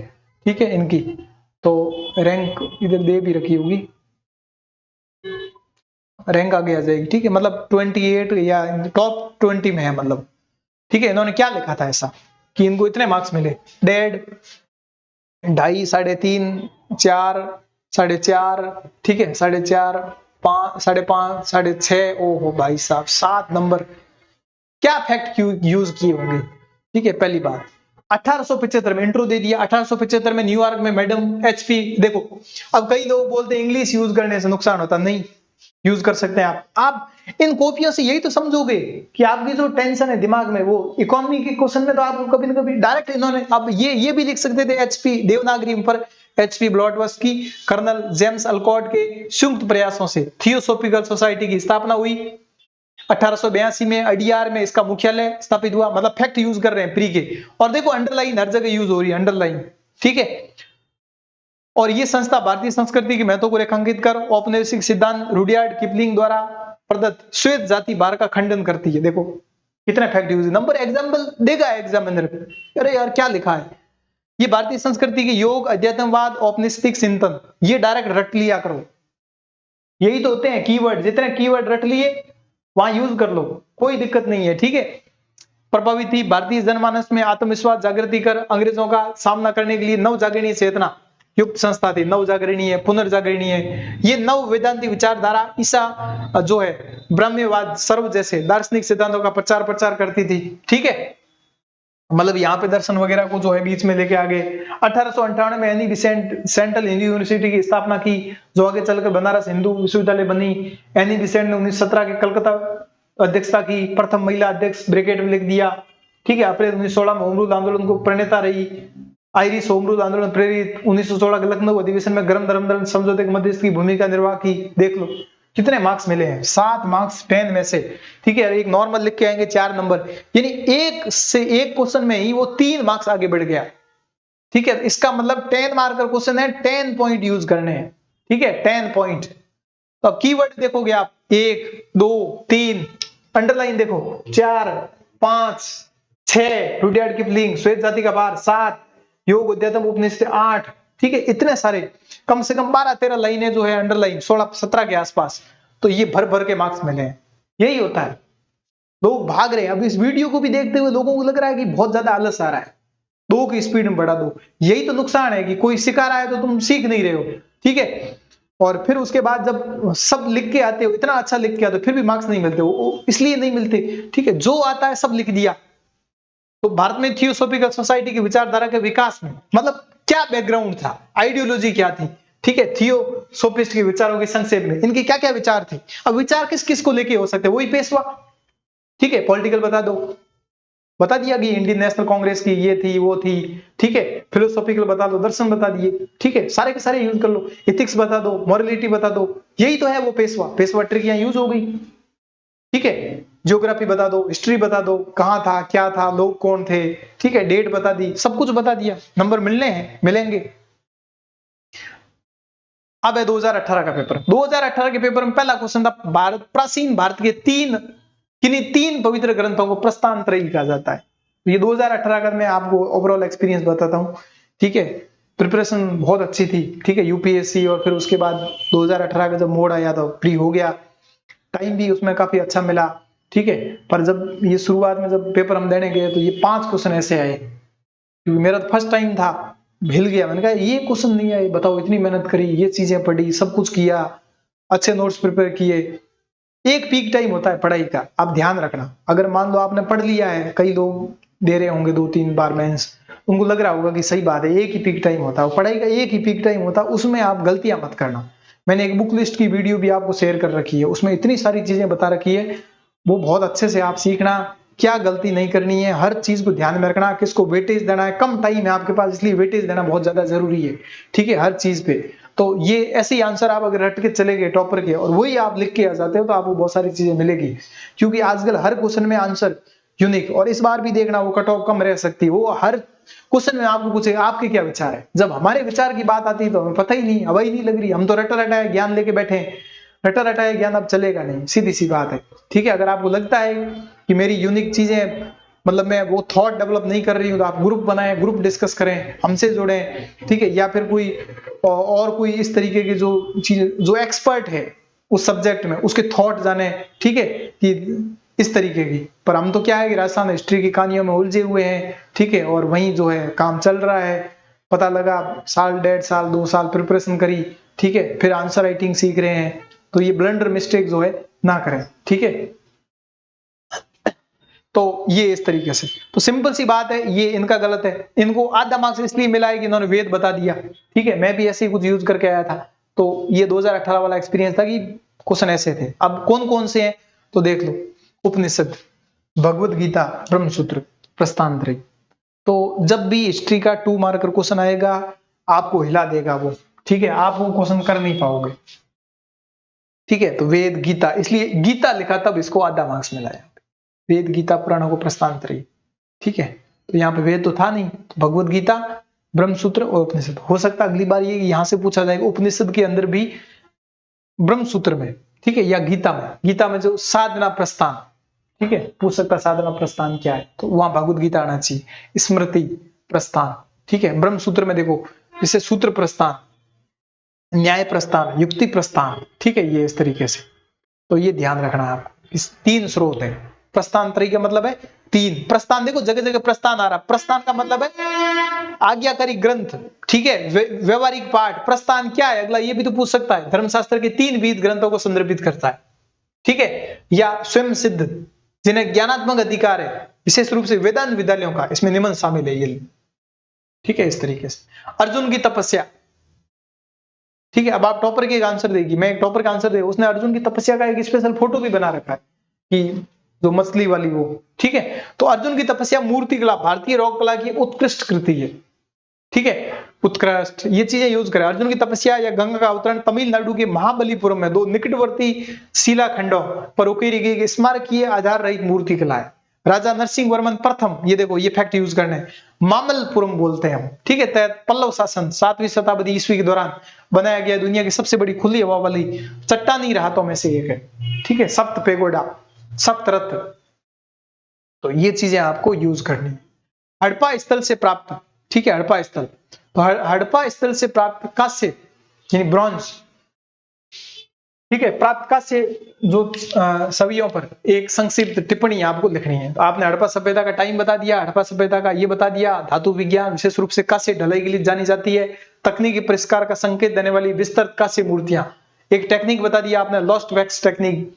तो जब भी आप हड़प्पा या सिंधु घाटी सभ्यता पढ़ रहे हैं तो आप बड़े बड़े कीवर्ड रट लें, उन कीवर्डों को ही आंसर में यूज करें, सीधी सी बात है। अब ये जिसने यूज करी है लॉस्ट वैक्स टेक्निक, कितने मार्क्स मिले होंगे? अब इसमें और भी चीजें देखो, क्या क्या फिर छवियां थी, देखो डांसिंग गर्ल थी मोहनजोदाड़ो, ठीक है, इसके अलावा भैंस बैल की मूर्तियां थी, एक गंडा था, ठीक है, यही तो यूज करना, और क्या करना है। अब ये टॉपर जिसके मार्क्स है 2.5 में ऐसा क्या लिखा है ना, तो हड़प्पा स्थलों से प्राप्त कांस्य मूर्तियों पर एक लघु लेख लिखना है। लेख मतलब शॉर्ट नोट, ठीक है, शॉर्ट नोट, शॉर्ट नोट लिखना है तो उसमें पॉइंट यूज नहीं करने होते, ठीक है, ध्यान रखना ये चीजें सारी, ठीक है, कि जैसे मान लो सिरोही विले पर एक लेख लिखना था तो वहां पे आपको लेख लिखना है, पॉइंट यूज नहीं करना। जैसे इन्होंने देखो मोहनजोदड़ो से प्राप्त मातृ देवी की प्रतिमा, जो उनकी धार्मिक भावना को, अब बताए कि मातृ प्रतिमा तो थी, तो क्यों, क्या करती थी वो, धार्मिक भावनाओं प्रकट। हड़प्पा से प्राप्त पशुपति शिव की मूर्ति जिस पर शेर बाघ हाथी आदि जानवरों को चित्र उत्कीर्ण है, भी पढ़ रखा है। बैलगाड़ी वृषभ आदि का खिलौनों के रूप में साक्ष्य भी विभिन्न शिल्प सौंदर्य के प्रतीक है। लाजवर्द पत्थर कांस्य खड़िया मिट्टी से निर्मित है। ऐसे करके 4 पॉइंट, लेकिन हमेशा ध्यान रखना है 5 मार्कर 5 पॉइंट दिमाग में फिक्स रखना है, ठीक है। ऐसे ये क्वेश्चन था, Bharatendu Harishchandra was the precursor of modern trend in Hindi literature discuss, ठीक है। तो भारतेंदु हरिश्चंद्र, यानी इसका मतलब ये क्वेश्चन कहां से पूछा गया है, ये थोड़ा सा अलग टाइप का क्वेश्चन है, ठीक है, और हिंदी साहित्य के अंदर लिटरेचर में। तो भारत के प्रसिद्ध जो है साहित्यकार 2 नंबर मिले इनको, जिन्होंने विभिन्न उपासना नाटकों के माध्यम नवीन साहित्यिक प्रवृत्तियों को प्रोत्साहित किया, रंगमंच नाटक लिखे, कहानी लेखन लिखे, और बीच में तो इन्होंने कनक सुंदर, कनक विलास, ये कुछ भी तुक्का ही मार दिया, ठीक है। पर अब आपको ध्यान से इसको देखना है। तो भारतेंदु हरिश्चंद्र किस लिए जाने जाते हैं, तो ये एक मॉडर्न प्रवृत्तियों के अग्रदूत है। जैसे हम बोलते हैं राजा राम मोहन राय पुनर्जागरण के अग्रदूत, ठीक है, पत्रकारिता का अग्रदूत, ऐसे ही जो है ये हिंदी साहित्य में जो आधुनिक प्रवृत्तियों के अग्रदूत रहे हैं, ठीक है। भारतेंदु हरिश्चंद्र को गद्य, नाटक, कविता, पत्रकारिता, अब हमें पता लगा साहित्य, तो साहित्य में क्या क्या आता है, दिमाग यूज करो, ठीक है, गद्य आता है, नाटक आता है, कविता आता है, पत्रकारिता उनके अग्रणी प्रयासों के कारण आधुनिक हिंदी साहित्य का जनक कहते हैं, ठीक है। अब क्यों कहते हैं, तो ये प्रमुख योगदान इनका साहित्य में सामाजिक यथार्थवाद लेके आए। आदर्शवाद का मतलब है यूटोपिया, ठीक है, यथार्थवाद का मतलब रियलिज्म लेके आए। गरीबी, अब देखो लेख है साहित्य पे होगा तो किस पे वार करेंगे, पेशवा दिमाग में आना चाहिए, ठीक है। गरीबी, औपनिवेशिक शोषण, महिलाओं की दुर्दशा जैसे मुद्दा, वो देखो महिलाओं की दुर्दशा है, सामाजिक स्थिति होगी, ठीक है, ये पॉइंट आना। जैसे मान लो सर हमें पॉइंट तो आगे सामाजिक, तो सामाजिक में क्या क्या होते हैं, सोशियोलॉजी के जो पॉइंट है वो सामाजिक में होंगे, इकोनॉमी के जो पॉइंट है वो आर्थिक में होंगे, ठीक है, सांस्कृतिक के जो पॉइंट है सांस्कृतिक में होंगे, राजनीति के जो पॉइंट है राजनीतिक में होंगे, यही तो है, और क्या है। राजनीति में क्या क्या लिखोगे, आरक्षण का मुद्दा हो गया, चुनाव का मामला हो गया, भ्रष्टाचार हो गया, ठीक है, ये सारी चीजें आप यूज करोगे, और क्या, रूल ऑफ लॉ हो गया, कानून का शासन हो गया, डीपीएसपी हो गया, यही तो फैक्ट है। बड़े बड़े कीवर्ड आपको पता होने चाहिए, ठीक है। इन्होंने नाटक लिखा, भारत की दुर्दशा, अब किसी को नहीं आता कोई दिक्कत नहीं है, ठीक है भैया। आधुनिक हिंदी गद्य का विकास भी इन्होंने किया, हिंदी साहित्य को अधिक सुलभ बनाया, ब्रज भाषा में खड़ी बोली में बदलाव महत्वपूर्ण भूमिका निभाई, हिंदी का पुनरुद्धार किया, हिंदी को और उस लेवल तक लेके गए, नाटकीय नवाचार लिखे, अंधेर नगरी के लेखक इन्होंने लिखा, ठीक है। ऐतिहासिक और सामाजिक नाटकों में आधुनिक मंच जो टेक्निक है उसका जो है परिचय दिया। निष्कर्ष क्या कर सकते हो कि भारतेंदु की रचनाएं जो है परंपरा आधुनिकता के मिश्रण को दर्शाती है, जिन्होंने हिंदी नवजागरण को आकार दिया, प्रेमचंद जैसे बाद के लेखकों को प्रेरित किया, ठीक है। मुंशी प्रेमचंद, सामाजिक यथार्थवाद, भाषाई सुधार, राष्ट्रीय चेतना पर जोर, सही बात है भाई, नेशनलिज्म तो आता ही है, ठीक है, राष्ट्रवाद हो गया, क्षेत्रीय एकता अखंडता हो गई, ये सारे के सारे पॉइंट यूज करने हैं। ठीक है, अब ये देखो, राज्य पुनर्गठन आयोग ने राष्ट्रीय एकता को मजबूत करने के लिए क्या सुझाव दिए। ठीक है, ये सीधा सीधा मैंने बता रहा था मैं आपको, 100% ये क्वेश्चन रजाकार आया, 5 मार्कर, ये भी 5। एक क्वेश्चन एकीकरण और विलय से आएगा, लेकिन वो 10 मार्कर आओ भाई। इस बार त्रिभाषा फॉर्मूला से पूरे संशेष है, तो करंट में जो चीजें पॉलिटी की आ रही है, आप सबसे ज्यादा चीजें यूज करें। ठीक है, तो राष्ट्रीय एकता को मजबूत करने के लिए राज्य पुनर्गठन आयोग के सुझाव। ठीक है, अब इसमें आपको पता होना चाहिए ये वाला फजल अली। ठीक है, फजल अली 1953, पणिकर इसके साथ कौन थे, कुंजरू। ठीक है, भाषाई और प्रशासनिक आधार पर भारतीय राज्यों के पुनर्गठन की सिफारिश की। अब सिफारिश क्या दी, न केवल भाषा बल्कि प्रशासनिक व्यवहार्यता के आधार पर पुनर्गठन होना चाहिए, जबकि भाषाई राज्यों की मांग प्रबल थी। ठीक है, और स्टेट रीऑर्गेनाइजेशन कमीशन ने अत्यधिक विखंडन से बचने के लिए एक भाषा एक राज्य के विचार को खारिज कर दिया, ये फैक्ट हो गया। उदाहरण, एक अलग मराठी गुजराती राज्य के बजाय शुरू में बॉम्बे राज्य को बरकरार रखा गया। सीमित राज्य व स्वायत्ता वाला मजबूत केंद्र, आयोग ने राष्ट्रीय एकता बनाए रखने, क्षेत्रवाद को रोकने के लिए एक शक्तिशाली केंद्र सरकार पर जोर दिया, जैसे नागालैंड और असम जैसे पिछड़े क्षेत्रों के लिए अनुच्छेद लेके आए। अल्पसंख्यक आदिवासियों का संतुलित प्रतिनिधित्व। ठीक है, आर्थिक और प्रशासनिक दक्षता, सुझाए गए राज्यों का अत्यधिक विभाजन को रोकते हुए आर्थिक रूप से व्यवहार्य और प्रशासनिक रूप से कुशल होना चाहिए। तो ये इस तरीके से आप यूज कर सकते हैं, जैसे मध्य भारत, विंध्य प्रदेश, भोपाल का मध्य प्रदेश से विभाजन। प्रभाव क्या रहा, राज्य पुनर्गठन अधिनियम 1956 का नेतृत्व किया, जिसमें 14 स्टेट और 6 जो है यूनियन टेरिटरी राष्ट्रीय एकता को, अखंडता को बनाए रखते हुए, क्षेत्रीय आकांक्षाओं, राष्ट्रीय एकता को संतुलित करते हुए भाषाई सद्भाव सुनिश्चित किया गया। 5 मार्कर में आप निष्कर्ष लिख सकते हैं एक एक जगह। ठीक है, और कुछ उनको चीजों को यूनिक करते रहे। अब ये क्वेश्चन था, ये क्वेश्चन मेरी जो है 2018 में इंटरव्यू कॉल की सबसे बड़ी भूल थी, इस क्वेश्चन को मैं समझ नहीं पाया। ये क्वेश्चन जब आया, और ये मुझे बहुत अच्छे से चीजें आती थी, पर मैं ध्यान से समझा नहीं। क्वेश्चन पूछा 20वीं सदी के भारत में क्रांतिकारी स्वतंत्रता आंदोलन, ये थोड़ा सा क्वेश्चन अलग लग रहा है मुझे, थोड़ा क्वेश्चन वो उस टाइप का था। ठीक है, मुझे जहां तक लग रहा है क्वेश्चन अलग है थोड़ा। वहां पर मैं क्या महात्मा गांधी और वो लिख के आ गया। ठीक है, पर मुझे महात्मा गांधी से पहले वाले लोग या पहले वाले बाद वाले लोग लिखने थे। ठीक है, थोड़ा सा ये क्वेश्चन में गड़बड़ है कहीं ना कहीं। 20वीं सदी के भारत में क्रांतिकारी, यहाँ स्वतंत्रता आंदोलन, ये क्या बोल रहा है, ये क्रांतिकारी। ये क्वेश्चन की 10 वाले क्वेश्चन की थीम बहुत समझनी जरूरी है। 20वीं सदी पूछा, मेरे दिमाग में आया कि भाई 1901 से 1999। ठीक है, ये क्रांतिकारी पूछा है, इसका मतलब गांधी जी के बाद की फेज के। ठीक है, 3 चरण थे, 3 चरण तो शुरुआत में इंट्रो दे दिया। ठीक है, तो वो वहां पर जो है गांधी जी और बहुत सारी चीजें यूज कर ली। ठीक है, इसलिए वो 10 में से उसने मार्क्स दिए नहीं, वो 10 मार्क्स ही जो है रह गए बस। ठीक है, तो 20वीं सदी के क्रांतिकारी, ऐसी कई गलतियां हुई है। फर्स्ट टाइम बहुत गलतियां होती, बहुत ज्यादा। इसलिए बुक लिस्ट जो क्लास ली थी ना मैंने, उसमें मैंने बहुत सारी गलतियां बताई कि फ्रेशर स्टूडेंट ये गलती मत करना। फिर कोई बोलेगा काश कोई सिखाने वाला मिलता। ठीक है, कि हम कहाँ ध्यान देना चाहिए था। पेपर 4 को अभी लोग हल्के में ले रहे हैं, पेपर 4। ठीक है, एक तरफ 70 नंबर की ग्रामर, जिसमें पूरे में से पूरे आ सकते हैं, 65 तो आ सकते हैं। वहीं पर जो है आप वो सब्जेक्ट पढ़ रहे हैं जहां पर आप माथा लड़ा रहे हैं, नंबर मिल नहीं रहे हैं। ठीक है, इस तरीके से इन चीजों को आइडेंटिफाई करना सीखें आप। तो 20वीं सदी के जो है क्रांतिकारी स्वतंत्रता आंदोलन का विकास कैसे हुआ, शुरुआत में आप इंट्रो दे सकते हैं। ठीक है भाई, 3 चरण थे भारतीय स्वतंत्रता आंदोलन के, उनमें से ये था, ऐसे बता सकते हो आप। ठीक है, भारत में स्वतंत्रता क्रांतिकारी स्वतंत्रता आंदोलन ब्रिटिश उत्पीड़न की प्रतिक्रिया के रूप में विकसित हुआ। इसमें शस्त्र संघर्ष, गुप्त समाज, ठीक है, कट्टरपंथी कार्रवाइयों पर जोर दिया। अब देखो 1900 से 1919 का फेज, जिसमें पहले अनुशीलन समिति। ठीक है, लोगों को आती पर क्वेश्चन की डिमांड को समझ नहीं पाए, ये बता दिया। अलीपुर षड्यंत्र केस 1908, जितने फैक्ट लिखोगे, आरपीएससी फैक्ट ही मांगती है, जितने फैक्ट लिखोगे उतने नंबर फेंकेगा। और अगर आपको फैक्ट ही नहीं आ रहे हैं, चीजें आ रही है तो ठीक ठाक मिल जाएंगे, पर फैक्ट यूज करना, क्योंकि प्री में जो चीजें आपने पढ़ रखी है वही आपको मेंस में यूज करनी है। ठीक है, अलीपुर षड्यंत्र केस 1908, फिर चापेकर जो है ब्रदर्स आए, इन्होंने प्लेग कमिश्नर की हत्या करी, उग्र राष्ट्रवाद का उदय हुआ, गदर आंदोलन दे दिया, लाला हरदयाल, करतार सिंह। ठीक है, फिर 20वीं सदी के मध्य वाला दे दिया, एचआरए दे दिया। ठीक है, रामप्रसाद बिस्मिल के नेतृत्व में अशफाक उल्लाह खां, काकोरी ट्रेन दे दिया। कितने फैक्ट यूज किए, भगत सिंह, 1928 सॉन्डर्स की हत्या, लाहौर अधिवेशन, बॉम्ब कांड, चटगांव शस्त्रागार छापा, सूर्य सेन, ब्रिटिश शासन, सारी चीजें आती है, पर क्वेश्चन की डिमांड को समझ नहीं पाते। वहां गांधी जी घुसा दिया। पूछ रहा है क्रांतिकारी 20वीं सदी के अंत में, मतलब आप देखो शुरुआत 1919 से 1919, फिर 1920 से 1930, और फिर 1930 से 1947।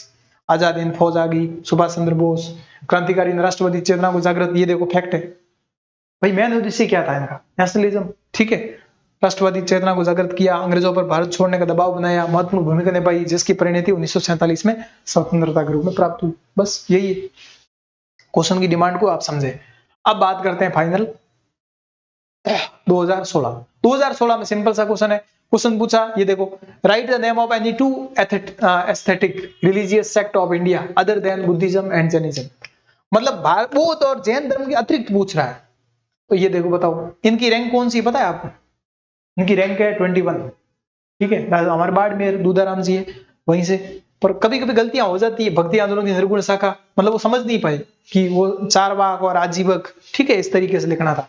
तो यहाँ पर नंबर नहीं लिखा तो 0 मिलेंगे, ठीक है। मतलब अब इस क्वेश्चन को ध्यान से देखो, इन्हें 100% 2 मार्कर यहाँ से आ रहा है, इस टॉपिक से आ रहा है। 2 मार्कर को पकड़ लो, ट्रेंड यही रहता है, 2025 में भी यही ट्रेंड रहेगा, ठीक है। ये वीडियो कहीं नहीं जाएगा। और भी मैंने बहुत अच्छे से बताया कि लोकायत, चारवाक, ठीक है, चारवाक के बारे में थोड़ा आइडिया होना चाहिए। मतलब ये बहुत सारी चीजें मैंने बता रखी है। तो अगर आप इस वीडियो को देख के भी मॉडर्न हिस्ट्री के आंसर लिखने जा रहे हैं तो भी बहुत कुछ यूज कर सकते हैं वहां पे, ठीक है। बृहस्पति जो है 6ठी शताब्दी ईसा पूर्व द्वारा स्थापित, ठीक है, चारवाक ने भौतिकवाद, सुखवाद पर जोर दिया। ये सारी चीजें यूज करनी होती है। कर्म, पुनर्जन्म, मोक्ष की अवधारणा को खारिज किया, केवल प्रत्यक्ष धारणा को वेद माना, ठीक है। गर्तम भीतवा वो वाला, ठीक है। आनंद सुख को अंतिम लक्ष्य बनाया, धोखे के साधन के रूप में धार्मिक अनिष्ठान की आलोचना की। सूत्रकृतांग जैसे प्राचीन ग्रंथों में चारवाक का उल्लेख ब्राह्मणवाद के विरोधियों के रूप में किया।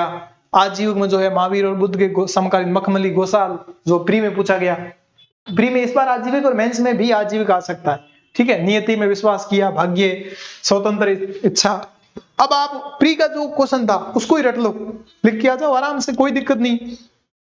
तपस्या थोड़ी इनकी कठोर थी, ठीक है, अधिक तपस्या की वकालत की, लेकिन सर्वशक्तिमान ईश्वर को नकार दिया। राजा बिंदुसार के संरक्षण में कुछ एग्जाम्पल यूज कर लो। चारवाक और आजीविक दोनों ने भारतीय दार्शनिक विविधता महत्वपूर्ण भूमिका निभाई है। आस्तिक और अनुष्ठानिक प्रथाओं पर सवाल उठाया, तर्क, नीतिवाद, भौतिकवाद की वकालत करी, ठीक है। बस अकबर के शासनकाल में 2 फारसी रचना जो है आपको पता होनी चाहिए, आप देख लो, सीधी सीधी लिखी है। गुलबदन बेगम कृत हुमायूं नामा, अबुल फजल कृत अकबर नामा, आईने अकबरी, ठीक है। पर ये 2016 की कॉपी, अब 2018 में आपको भरी भरी कॉपी करनी है, पूरी की पूरी अच्छे से जो है भर के आना है, ठीक है। जितनी कॉपी भरी हुई होगी उतने मार्क्स शानदार होंगे। और ये मान के चलो, कोई भी स्टूडेंट लिखेगा ना, उसको नॉर्मल 50-60 नंबर तो ऐसे ही मिल जाते हैं, ठीक है। कॉपी लिख के आ जाएगा तो 60 से ऊपर ही स्कोर करना बहुत मुश्किल होता है, ठीक है। और इस फर्स्ट पेपर में तो 100 नंबर लाना बहुत बड़ी बात है, 100 नंबर आते ही नहीं है, तो गाड़ी 80-90 पे अटकती है सीधी, ठीक है। इसलिए पेपर 4 और पेपर 2 आपके बहुत ज्यादा स्ट्रांग होने चाहिए।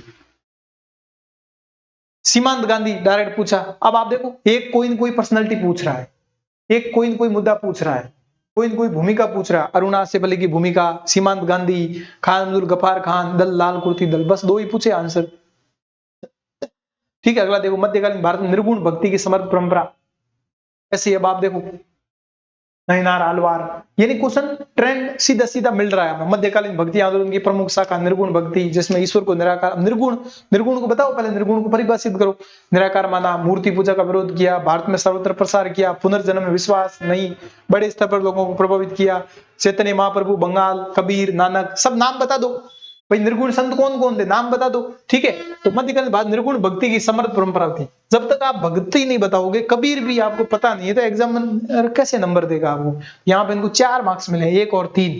2016 की कॉपी में पहले ग्रीन मार्क्स आते थे, अब रेड आने लग गए, अलग से आने लग गए यहाँ पे, ठीक है। तो इन्होंने जो है फिर लास्ट में इन्होंने क्या किया, तो पाखंड, आत्मविश्वास, आलोचना करी, भक्ति का सरल मार्ग बताया, ठीक है, यही। बाकी जो है यहाँ पे ब्राह्मणवाद, रूढ़िवादिता, सामाजिक भेदभाव विरोध किया, सामाजिक समानता, जाति व्यवस्था की अस्वीकृति, सर्वसत्ता के प्रति प्रत्येक समर्पण, भक्ति की वकालत, मूर्ति पूजा, अनुष्ठान, पुरोहित। मतलब जिसको कीवर्ड पता है उसका आंसर बहुत अच्छा होगा, अच्छे लेवल का आंसर होगा, बहुत अच्छा लेवल जो है यहाँ पे डेवलप होगा, ठीक है। ये सारी चीजें देखो, आप देख सकते हैं। कबीर के दोहे, रीति रिवाज पर सवाल उठाए, शुद्ध भक्ति की वकालत करी, स्थानीय बोली को प्रमोट किया, स्थानीय लोकल भाषाओं का प्रयोग किया, भाईचारे की भावना, कुछ आप बहुत सारे उनके कोट भी यूज कर सकते हैं, ठीक है। कबीरा वाले बहुत सारे जो है पढ़ते होंगे, कबीर वाणी, ठीक है, दादू दयाल, रविदास, भौतिकवादी प्रथाओं पर समानता, भक्ति पर जोर दिया। प्रभाव क्या हुआ? प्रभाव इनकी वजह से जो है सिख धर्म में संत परंपरा को प्रभावित किया। महाराष्ट्र तुकाराम एकनाथ, कर्मकांड, जातिगत भेदभाव के खिलाफ आंदोलन हुए। निर्गुण भक्ति परंपरा ने धर्म को लोकतांत्रिक बनाया। बाहरी अनुष्ठानों पर आंतरिक आध्यात्मिकता पर जोर दिया। भारत के सामाजिक धार्मिक ताने बाने को आकार देने महत्वपूर्ण भूमिका। ये कीवर्ड यूज करने मैक्सिमम। मुगल स्थापत्य कला में शाहजहां, देखो ये टॉपिक तो मतलब खत्म ही हो चुका। मुगल काल से क्वेश्चन चांस बहुत कम रहते हैं, आप थोड़ा बहुत तैयार करके चले, सारी चीजें नहीं रटनी है। चित्रकला, स्थापत्य कला, इन पे आप थोड़ा सा दिमाग रखें। बाकी मेरे हिसाब से तो आप एकीकरण वाला कर लो, धार्मिक जो है सुधार आंदोलन, भारत सूफी, मॉडर्न हिस्ट्री कर लो थोड़ा सा, ठीक है, कोई दिक्कत नहीं, इतना ज्यादा वो, ठीक है। अब इन्होंने वहां पर फैक्ट यूज किए कि शाहजहां के काल मुगल काल शैली का वास्तविक विकास हुआ, अनेक विशाल भवनों का निर्माण हुआ। मतलब स्थापत्य कला पे बताना है तो स्थापत्य कला की बात करनी है, ठीक है। जहांगीर की बात करें, चित्रकला की बात होगी। स्थापत्य, आगरा का ताजमहल बता दिया, आगरा किला, इनको 3.5 नंबर मिले हैं, ठीक है। तो ये आप यूज कर सकते हैं। शाहजहां वास्तुकला के सबसे बड़े संरक्षक, इंजीनियर, राजा, शासनकाल में भव्य स्मारक, डिजाइन। अब कोई भी स्थापत्य कला होगी उसके बारे में क्या देखोगे आप, थोड़ा सा रुकना है। जब भी आप पढ़ रहे हैं स्थापत्य कला, कोई भी स्थापत्य कला आ रही, स्थापत्य कला में देखो आप डिजाइन कैसी थी, क्या क्या चीजें यूज की गई थी, ठीक है। इससे मेहराब कैसे थे वहां का, कुछ इस तरीके से कि भाई किस पत्थर का यूज किया गया, बहुत जरूरी है। कि सफेद संगमरमर, ये इंटरव्यू में भी पूछे जाते हैं, ठीक है। लाल बलुआ पत्थर का यूज किया, सफेद मकराना संगमरमर में परिवर्तित, एग्जाम्पल दे दिया।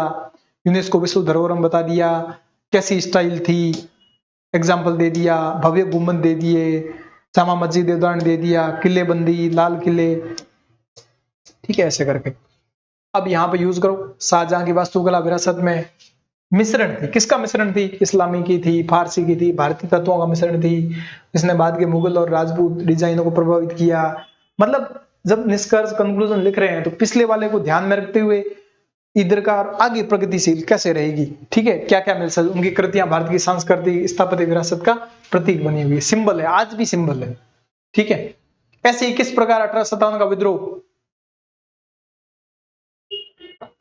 भारतीय इतिहास में जो है निर्णायक मोड़ था। यहाँ पे इनको 2 नंबर मिले हैं, ठीक है। 1857 का विद्रोह भारतीय स्वतंत्रता आंदोलन के लिए मील का पत्थर साबित हुआ।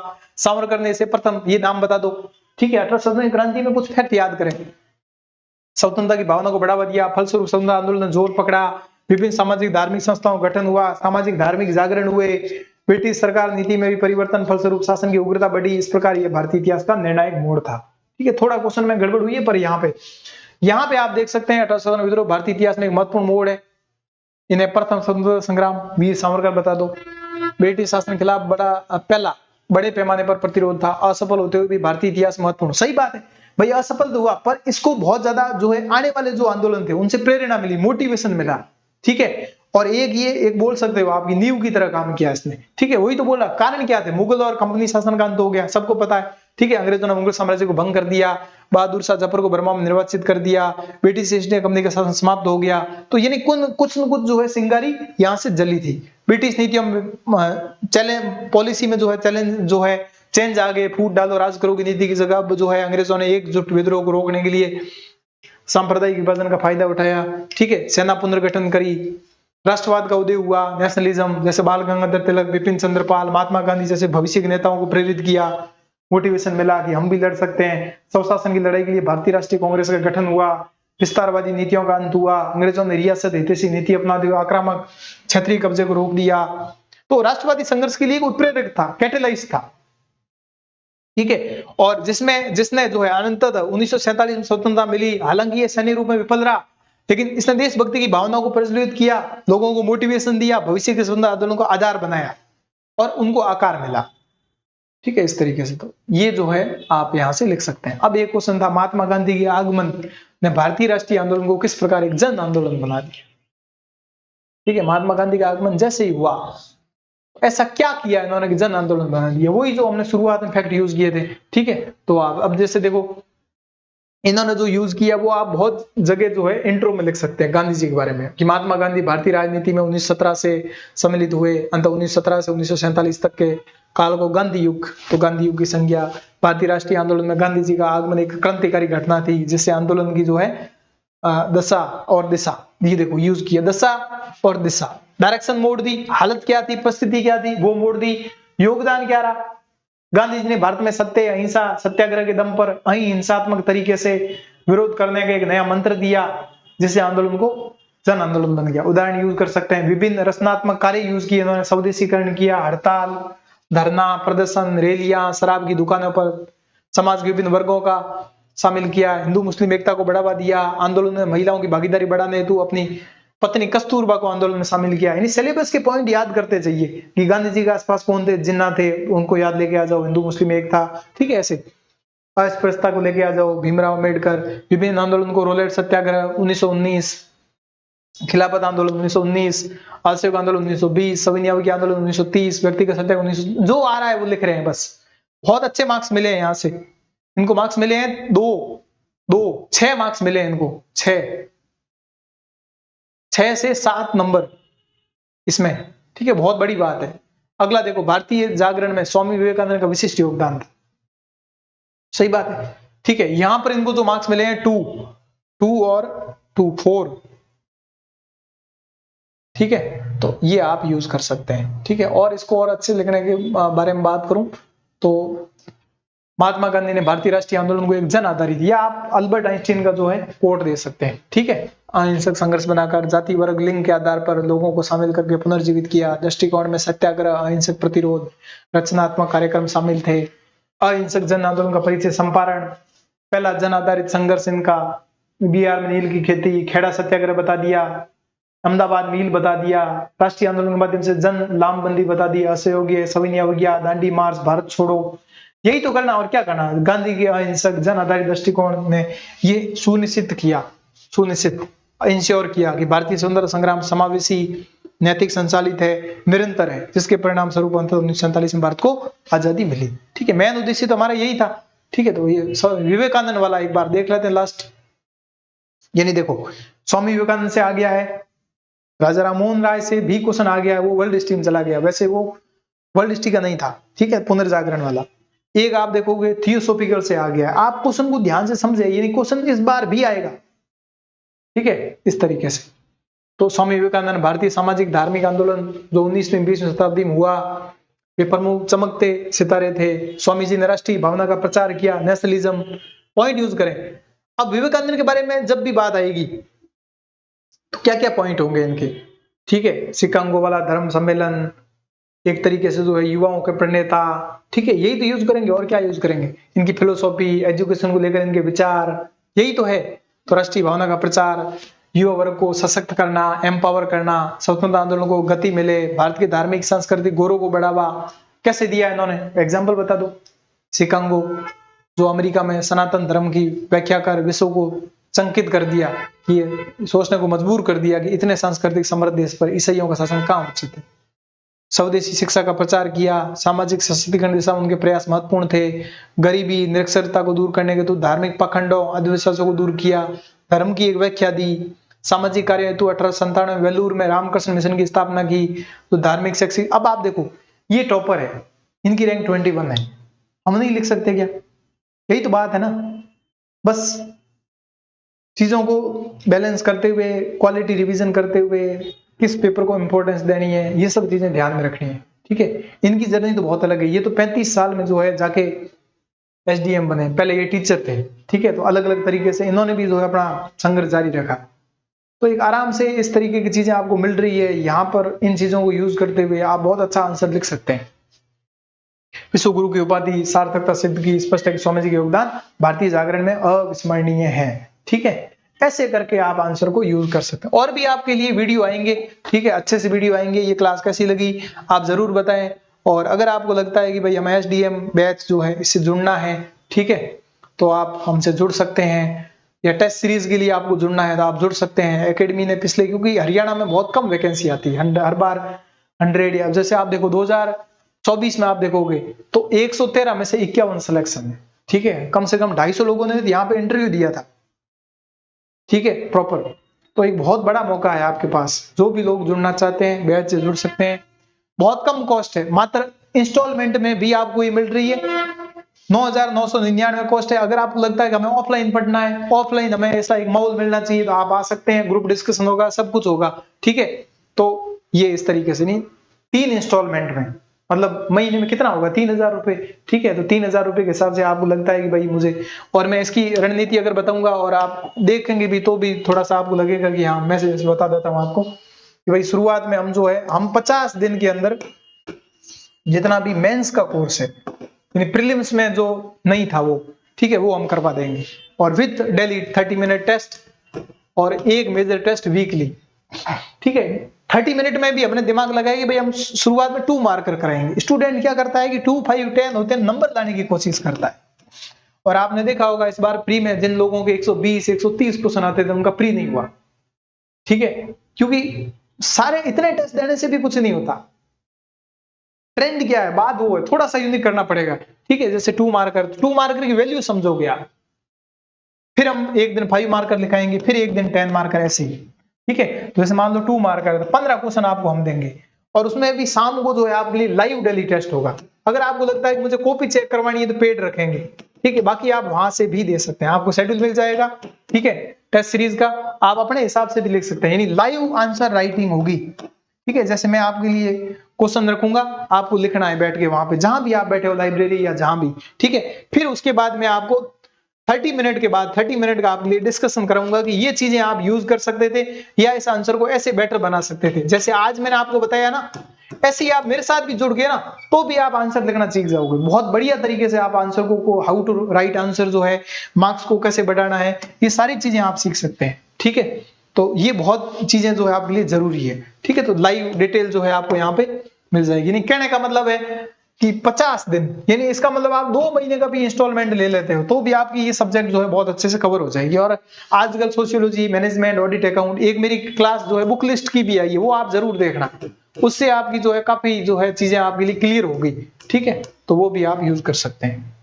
तो आज की क्लास कैसी लगी कमेंट बॉक्स में जरूर बताएं। टाइम तो मैंने बहुत ज्यादा लिया मुझे लगता है, ठीक है, और लेना भी चाहिए, क्योंकि ये जो वीडियो जो है स्पेशल फ्रेशर स्टूडेंट और जो कहीं ना कहीं मार्क्स से रह रहे हैं, या किस तरीके से चीजें हमें लिखनी चाहिए, कैसे इंप्रूव करना चाहिए, उनके लिए था, ठीक है।